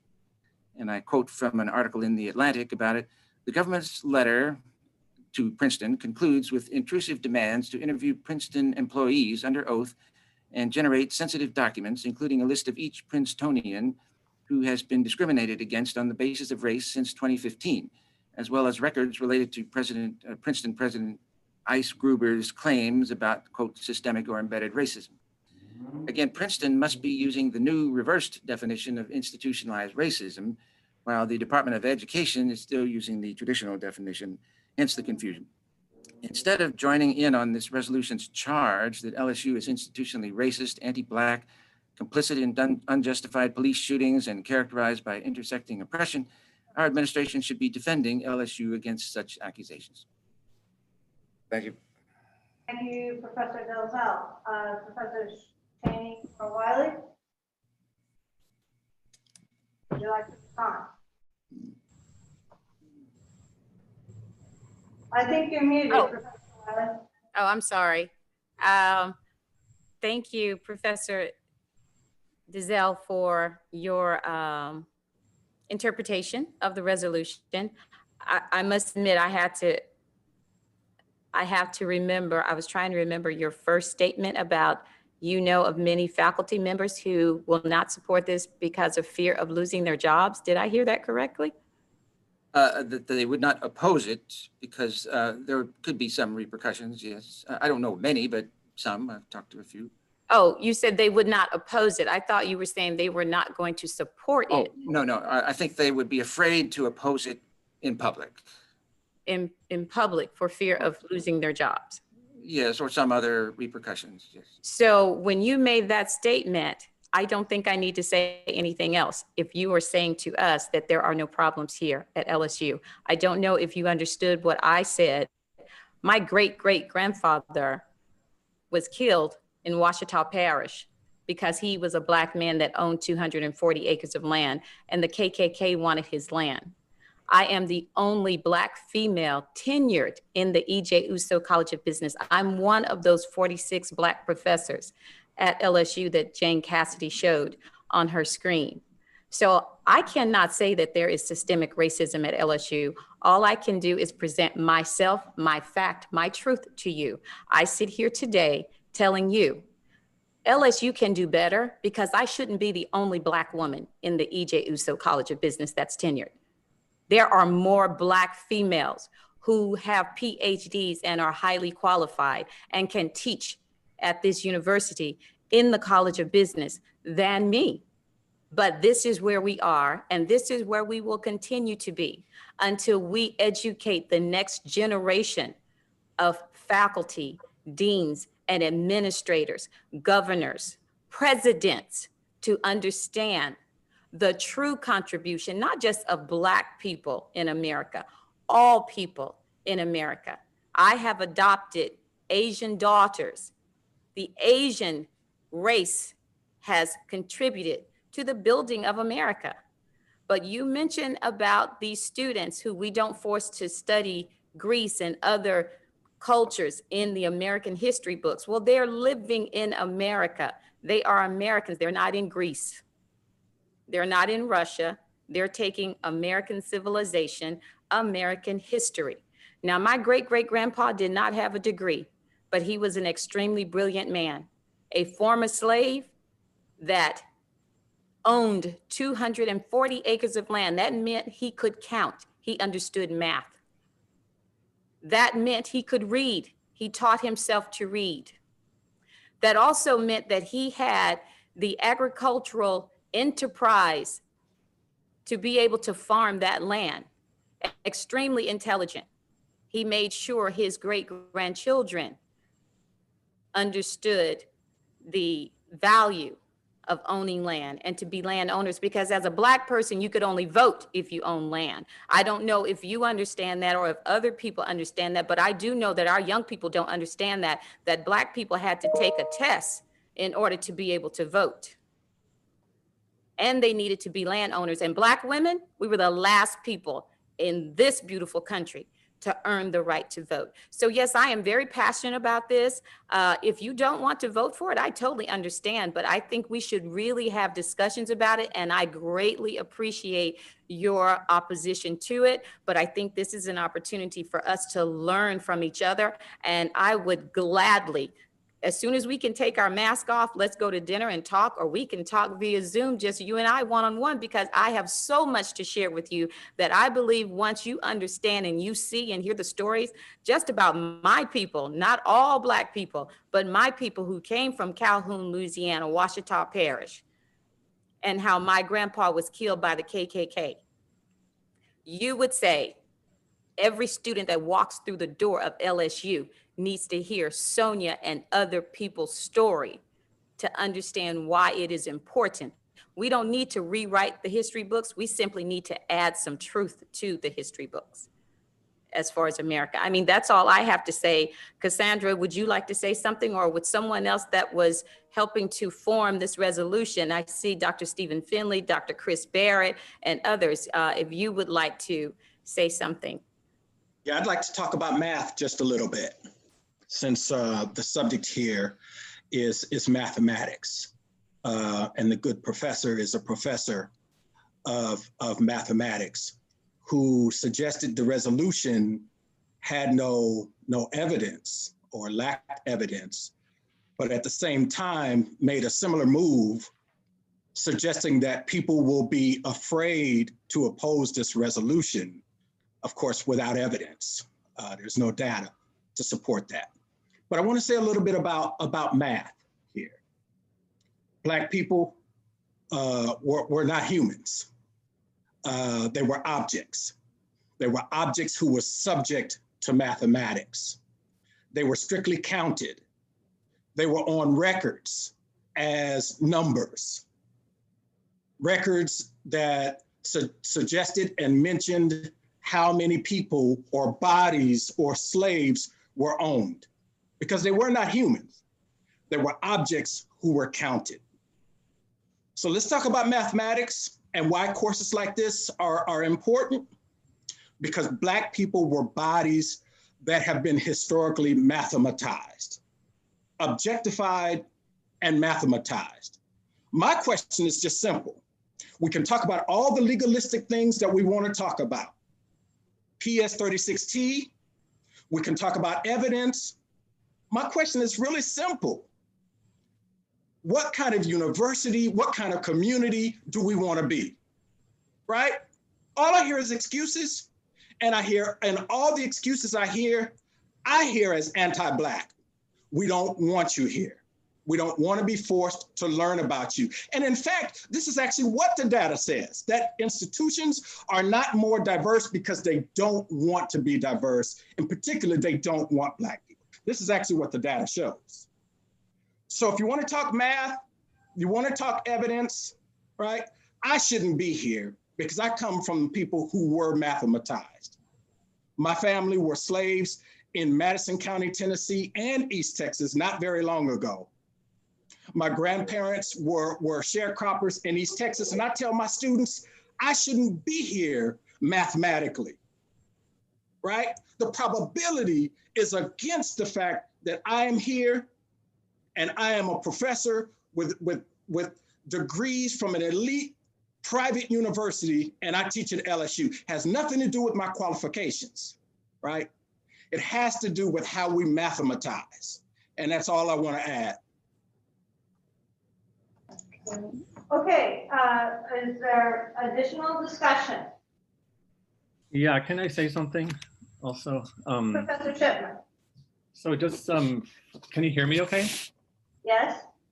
Yeah, just following up on the idea that, I think it was Sonia said that we're trying to address societal racism. And also Professor Delzell said that, you know, he felt that some people were afraid to speak up, and against such a resolution.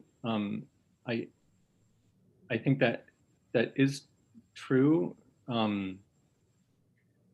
just from one's own experience. And let me just say that I'm one of those, but I'm going to do it anyway. And so what I have seen is that there has been, and I want to just illustrate this with an anecdote. I think that we have to be careful, just in all due respect, to be careful not to demonize one race, and to be inclusive of all types of racism that can happen. And I want to, okay, so I had a student, so I'll try to make this short. I had a student who went to teach in the Baton Rouge schools, and she told me this story, and I know this happens much more frequently than this one, and I have others, but I think just one will suffice. She went to teach in the Baton Rouge public schools, and one of her students was on the phone with her mother during class, and this teacher, my student, asked her to put it away. And the student said, "A stupid white bitch is trying to take away my phone." And the student told me that she was afraid to go report this or say anything about it for fear of losing her job, and that this is not a one-time thing. And so she was afraid to report it in fear of retaliation. So I just want to say that I understand. I learned, I guess I went to a pretty good school. I learned about slavery. I learned many of the things, Sonia, that you told us about. I just want to be sure that we don't somehow blame the wrong people today because they are white. And I've seen this happen. I mean, I don't think that going to many anecdotes is necessary, but Okay. yeah, I'm normally afraid to speak up, and so that's all I would like to say. Thank you. So Dr. Shipman, can you, this is an isolated incident, I can't see you on the screen. Dr. Stitch. No, my point is that I don't believe it is isolated. No, this is not isolated. Okay, and I think this is all very, very good and healthy, though, somewhat uncomfortable, and I appreciate that everyone is being brave and polite and presenting their perspective. However, I do point you back to the resolution. I understand the background, it's well presented, it's well justified. The preliminary discussion was very healthy, but I encourage you to focus on the resolution and those points. This is all relevant, but friends, we need to focus on discussion relevant to the resolution before us as much as possible. I'm not trying to detract from the discussion. I'm trying to point us back to the specifics. So Mandy, the discussion, I mean, the resolution is based on these very, very profound feelings that people have. And that's why the things themselves need to be talked about. And so I'm not actually, I'm not trying to degrade anything that Sonia or Cassandra said with regard to the history and so on. I just want to say that it can happen that in these discussions, children, school children become anti-whatever, in this case, anti-white, because of just the way in which it might be approached. Okay. And I completely agree, Mandy. I'm sorry, I won't belabor it, but I want to thank Stephen for first and foremost being vulnerable, because for me, I had to be vulnerable to share my story about my family. I've never shared that with anyone at LSU. And I want to thank you for being vulnerable and saying publicly that you will support this. Because as a Black woman, when I first came here, I was afraid to stand up for my own Blackness because I was afraid I wouldn't get tenured. I was afraid to join the Black Faculty Staff Caucus because I didn't want my superiors in the College of Business to think, oh, she's just gonna align herself with Black people across campus. I was afraid of that because I have been acculturated and raised in a world that if you speak up, and even if you speak softly and diplomatically, and you speak with a vocabulary that your white counterparts can understand, you're still afraid to speak up for something that is such a sensitive subject matter. And this is sensitive, you guys, because we are not talking about it. We need to talk about it. We don't need to demonize anybody. What is in the past is in the past. In order for us not to repeat the past, we have to talk about it and move in the future together as caring, understanding people. We don't have to love each other, but we need to try to understand each other. If any of us believe in Christian love and understand the agape love, we do need to express that. But I understand everyone's fear that is afraid to speak up and say, this type of course is the right thing to do because you're afraid of retribution. I feel for you and I am praying for you because I too experienced that in my own life as a Black woman, afraid to speak up for myself and my people. Very good. Thank you very much. And again, I don't want to diminish or detract or anything. There are some questions on the resolution. Can you see that, Professor Wiley? You're muted again. I'm sorry, I'm drinking tea and trying to keep you guys from hearing me slurp. How many students currently take AAAS? Stephen Finley, can you tell us how many students currently take AAAS? Currently, we offer about 3 sections per semester, and they tend to have from 50 to 60 students in those classes, and sometimes it's offered also over the summer. So what is that, maybe 300 to 400 students? Yes. So I put that in the chat from Stephen. How many sections would need to be offered to serve the entire university? John Miles wants to know how many sections would need to be offered to serve the entire university. I don't know if Provost Haney is still on the call with us, but she has assured us that any implementation concerns or issues that she and the president would work those out. So however many sections that need to be offered, that is an implementation issue that Dr. Haney and her administration will figure out. Okay, I think Professor Orozco has a question. Oh, go ahead. What I have is a suggestion, and I wanted to suggest that in the best interest of fairness, and in case there is anybody out there who might fear any kind of retribution for anything that could be said in a discussion of this nature, when we get to vote, could we vote by electronic ballot so that nobody knows who voted how or what? Would be Susanna and Mandy. That's a question for you.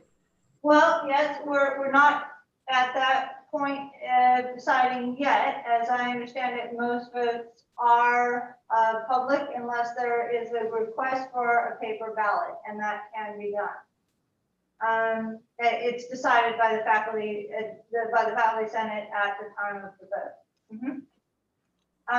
All right, we have no questions. Does that answer your question, Senator Orozco? Okay. Thank you. You're right. So Mandy, there's a question from, I believe it's from Tara Houston. This may be too soon, but are we considering similar coursework for graduate students? This is a function of the Diversity and Inclusion Roadmap Curriculum Committee. I believe Chris Barrett is on the call with us. That's something that she could address, and she and Stephen Finley can also, or Lori Martin can address how we would create continuity in this course if it's taught by different faculty. I know they do have standard syllabi that we sent out, but Chris, do you want to try to address that? Thanks so much, Sonia. Yes, I'm happy to mention that as part of the discussions across different committees that have come out of this roadmap effort. There is a lot of talk about what to do to sort of build either micro-credentials or other professional development opportunities for graduate students and faculty who are looking to sort of deepen their skill set and their resourcefulness around matters of diversity, equity, and inclusion. So that's definitely something that's cooking as a possibility. So we'd be looking not necessarily at a sort of curricular requirement for graduate students, but something more along the lines of professional development, understanding that they're en route to sort of post-degree professional lives.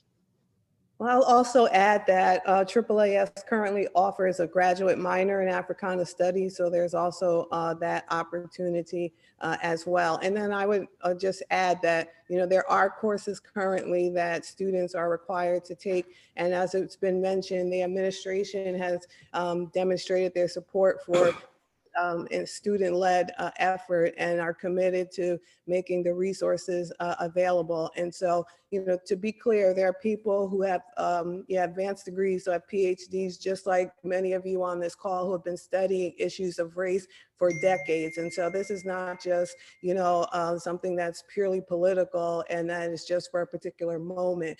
One of the reasons that there's this focus on anti-Blackness here is because the people who we've been seeing that Dr. Wiley has mentioned, who have lost their lives and have been on the negative end of ongoing racial disparities in America have been Black people. And so that's just a fact that we you know, can't deny, as uncomfortable as it might make people be. And then let me just say lastly, I'm grateful that this meeting is recorded, and I would ask each person to reflect on whether they want, you know, any clips from this included in recruitment efforts to try to attract Black faculty and Black students to LSU. And to Dr. Finley's point, you really need to, you know, decide where you stand and what kind of university we want this to be. Okay, and I'm circling back to, there's a lot of questions about implementations, and I think this is valid and useful. However, that's, again, not necessarily the faculty decide educational policy, the administration implements it. So I focus back again on discussion about the resolution, specific points of the resolution, etc. Can I ask a question? So question about continuity in the courses if they're taught by different professors. Potentially that is an important point to educational policy that you may want to address, Professor Wiley. So the question is, you're muted. The question is, how would you create continuity? Right. I'm sorry. So I was going to ask Lori and Stephen, since they are the faculty members in AAAS that actually created the syllabi.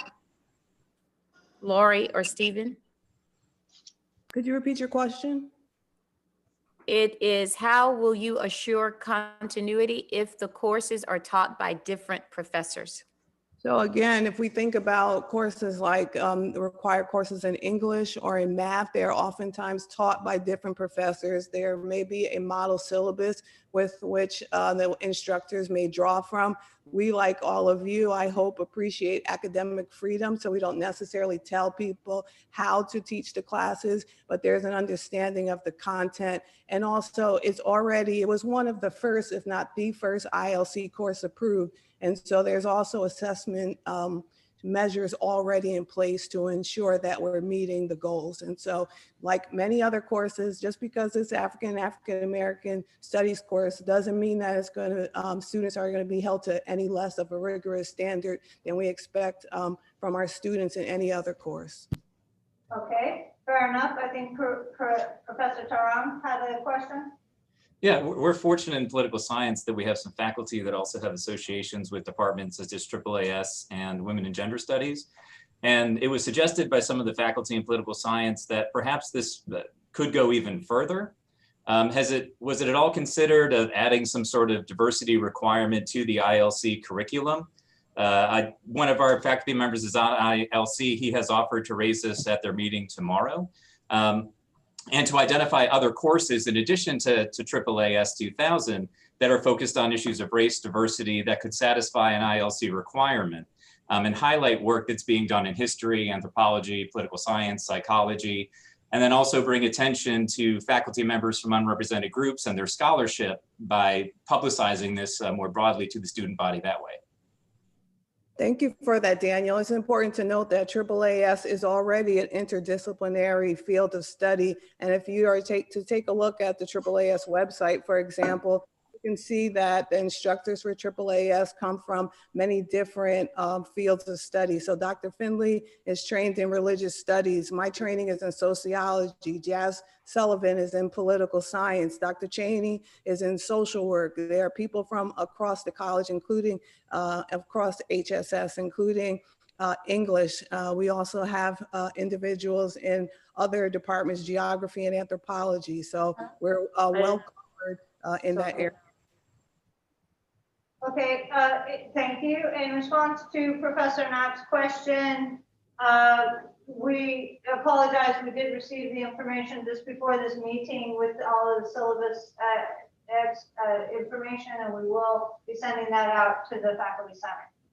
So we do have that, just hadn't quite pulled the trigger, so to speak, push the button to send it out, but it will be coming your way very shortly.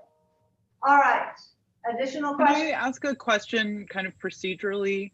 How, as someone who's never served on the university curriculum committee, how do we typically add something into our ILS?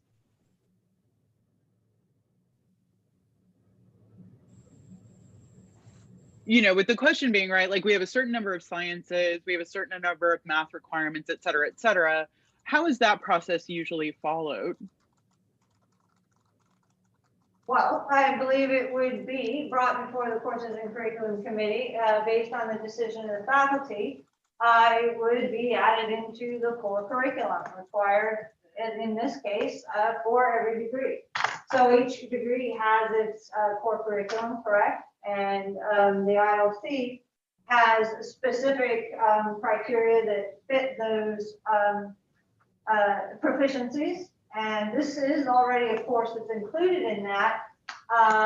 It would need, as I understand it, and anyone can correct me, feel free, it would have to be added to all the course requirements for every degree. Great, thank you for that clarity. Are there additional questions or discussion? I believe Andy had one. If the proposed course could regularly lead to exchanges such as those here today, I believe the proposed course would help the next generation to be more comfortable talking about racism than my generation. I believe we should try. However, I will achieve this within 120 hours by reducing flexibility within the gen ed course requirements, or will we achieve this within other degree requirements within each degree? I think I got the, Andy, did you want to? You're saying, can we achieve this with the existing 120 hours, or are we going to do it with alternate degrees? Yes, are we going to do this by changing the gen ed core, or are we going to do this by changing every other core on campus, every full degree core? It would be easier to change the gen ed core in my mind, but I haven't thought about this, but maybe, 5 minutes. Okay. But otherwise, it means I have to change my bachelor's degree. You have to change your bachelor's degree, and everyone has to change their own bachelor's degree. And I'm just not sure if y'all thought of a third way to do it. I think that would be a question for Dr. Haney. Yes, and I was just trying to put in the chat.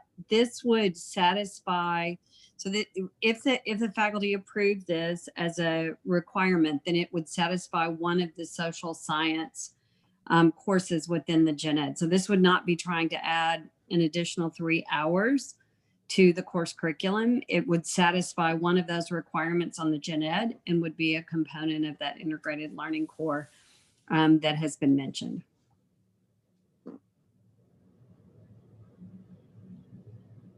Additional discussion.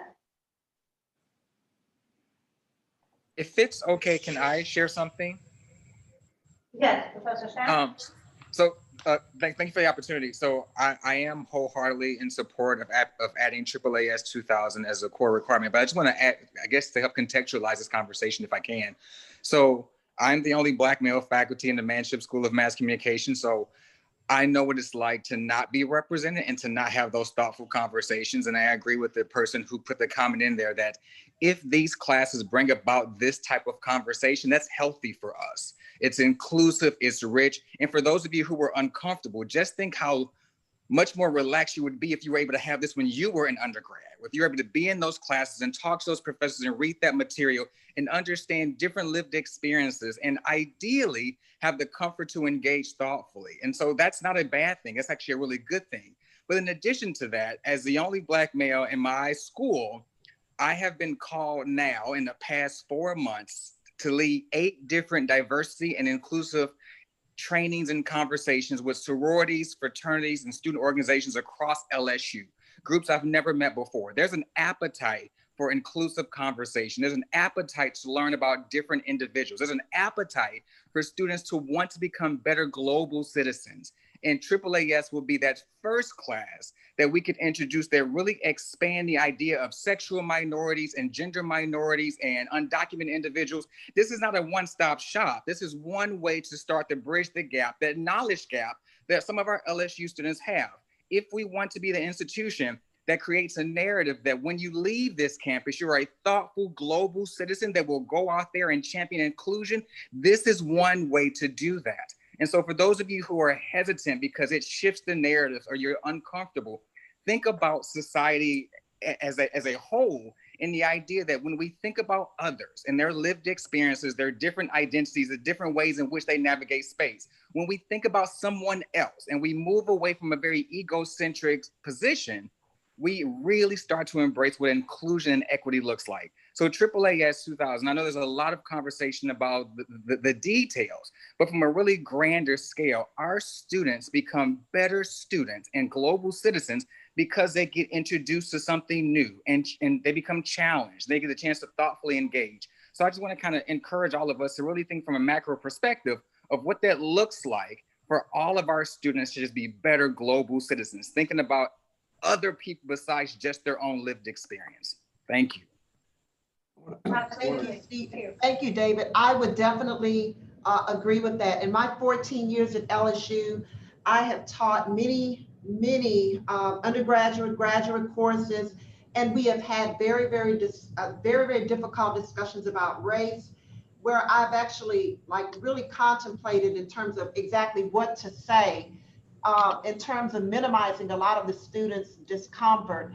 But in every single one of those dialogues about race, students have come out literally crying, literally thanking me for providing a very, very safe space for them to talk about race and talk about their own experiences, even talk about the ways in which their families have actually fostered racism generationally, and the ways in which they personally want to combat that, not only at LSU, but once they leave Child and Family Studies, once they leave the School of Social Work, in terms of becoming better people. So I don't think that our reluctance to really address this issue should be the thing to really cause us to not want to discuss it.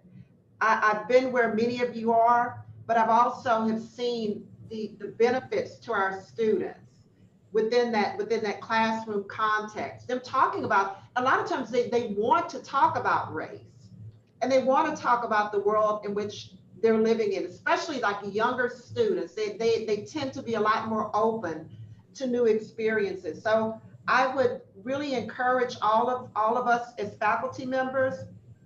I think it's a pitiful state of education that I did not know about the accomplishments of Black people until I got to college. It was only because when I became a college student that I learned about all of the accomplishments of Black people, but I knew about all of the accomplishments of Europeans, right? So I want to make it clear that us focusing on the experiences of Black people does not in any way minimize your experiences or your accomplishments. It actually complements a lot of what we're learning in these walls, and our student populations are becoming more diverse, right? So as faculty, we really want to be on the side of helping our students to become better students, but ultimately better people. These are our students that are going to go out, they're going to be supervising people from diverse backgrounds in terms of race, in terms of gender, in terms of sexual orientation, in terms of class. So this course has actually, in my opinion, no downsides, right? It's the responsible thing for us as members of LSU to be a part of. Okay, thank you very much, Professor Cheney, for that, and Professor Wiley and Finley as well for the presentation. The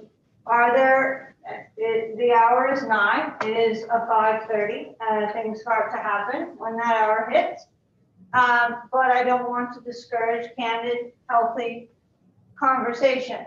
This is the first reading of the resolution. We will have another reading at the January meeting and a vote.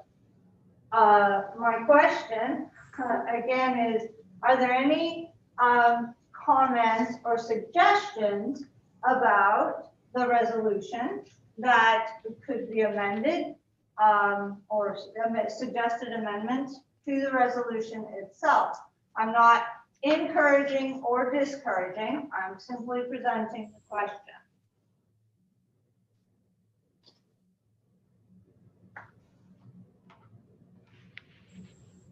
And someone said, can we encourage people to send their comments to Susanna for compiling them like we did for Dr. Cassidy? I think that would be a good idea. We can. Oftentimes, when it comes to amending a proposal, be it a friendly or a major amendment, there is a vote necessary. So okay. Minor or small friendly amendments, that is possible. However, the others require discussion and either agreement or vote. Okay. Though at this point, we are just at the discussion phase. I want to jump in. I just want to make I'll try to make this brief. I've actually never spoken up at a faculty senate meeting before. It was my first time. I think if handled correctly. So one, I'm a proponent of this. I recognize that there's fear around it, but if this course is handled correctly it can create compassion. And God knows we need compassion these days. So Yes, I recognize that there's fear around it, but there shouldn't be. We shouldn't be scared of this. That's all. All right. Thank you for that comment.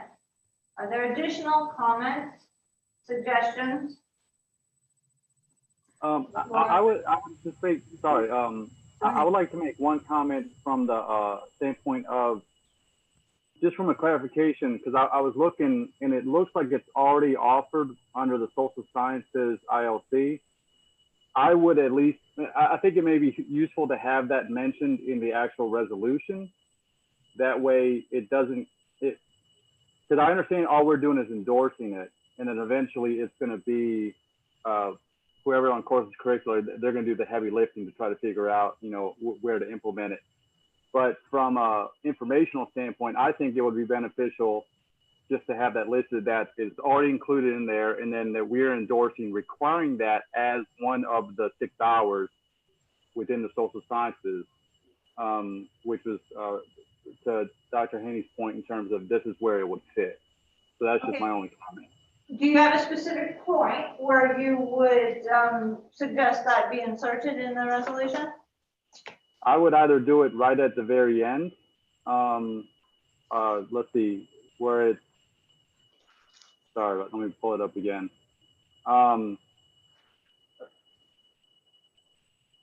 Actually, where I think you could put it is in whereas ASSS 2000, maybe between that one and then the next one after that, just to say that it's already part of it.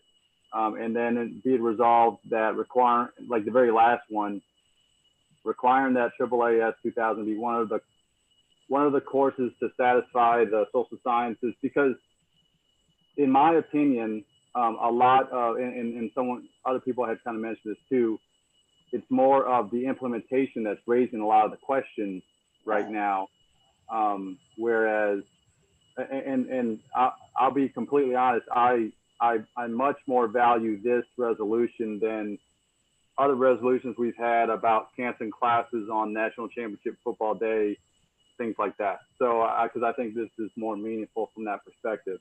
But I just think from the clarification standpoint, that might be, it would just cause less confusion. Okay, Professors Woolley and Cheney, will you consider that a friendly amendment? Okay. yes, I'm sorry, I keep playing with this microphone, yes, and I was actually typing it so I could keep it in the notes as well. Thank you, Mike. Thank you so very much for that, Mike. And Professor Martinez, if you might want to send, if you can type out something quickly into the chat, we'll save that for Professor Woolley and Cheney, and the rest of the Senate can see it as well, if you'll be so good. All right, any additional suggestions, comments? I think Professor, okay, I think we have several hands up. Professor Henniger and then Professor Orozco. I think you're muted. I'm not sure. I'm not muted, I don't think. Oh, there you are. Okay, yeah. And I want to voice my wholehearted support for the idea behind this resolution. And I agree that some of the more sort of nitty-gritty elements of this can be worked out in the implementation phase, and they certainly will have to be to make it through the CAPI various processes. I did wish for more articulation of the way that AAAS 2000 is the course to accomplish the goals in this that are in the whereases. But my friendly amendment, which would be a really easy one, is to explain or name what AAAS 2000 is, right? There's no reference to the title of the course or a course description, even the catalog description for this course. So either, at least in the very first mention of it, should include the title, and then perhaps either a footnote or an appendix which includes the course description, And if you want to leave it at that, I'm okay with that. But I would love to hear more just in discussion about the way that this course is the right direction to go for this, how it enables this. And also in the resolution, I just couldn't find it while I was trying to listen to everybody, but doesn't it say that AAAS 2000 can count either as a humanities or a social sciences thing? And so a little bit more about how that works. Because I could see that it would work in an interdisciplinary program like that. I think it's Are you saying you'd like that to be part of the resolution, or you're asking the question? I guess I was meandering between a concrete suggestion and a question. So my first part is a concrete suggestion and the second part was a question. I think originally when we filled out the paperwork to convert the course to the ILC, that it was just in the social sciences, and then it was suggested that it could be social sciences or humanities, and so that change has since been made. And to your other point, the course is a general survey course about the experiences of people of African ancestry in the U.S. And so it touches upon a lot of not just the historical issues related to race relations in America, but also looks at some of the theories and methods that scholars who study this area, use to understand important social questions. And so, like many other liberal arts courses offered at LSU and at HSS, it prepares students to think critically and allows them to transfer those skills into other fields of study. Thank you. Okay, very good. So I think the request is for an additional whereas with, is this correct, Professor Henninger, with some description of the name of the course, the title of the course, as well as a brief description of what it contains. Is that correct? Lord, no, I would not like another whereas. I would prefer that there is even a parenthetical or something that just says Introduction to African and African American Studies, right? Something that after the first mention of AAAS 2000, and then perhaps, as already happens in the document, a footnote that includes the course description, or as Dr. Martin just provided us, a concise statement of what is included. And okay, so I think that would be the 1, 2, 3, 4, 5, 6, 7, 8, 9, 10, 11. Whereas, 11th whereas. You're asking to include the title of the course, and then perhaps put a footnote. Is that it? Do we have to add it as a whereas? That's not my friendly amendment. I'm looking for a way to just include a little more descriptive information upon first mention, as is very common in abbreviations that we on first mention explain what they are. Right. I understand what you're saying. You want to just include it in one of the existing whereas.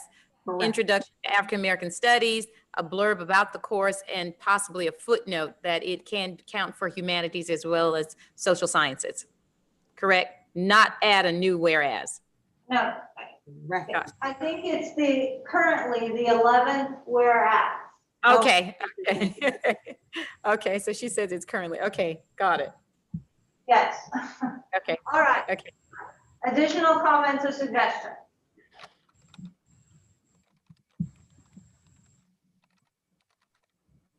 Is there, Professor Orozco, do you mean to have your hand up?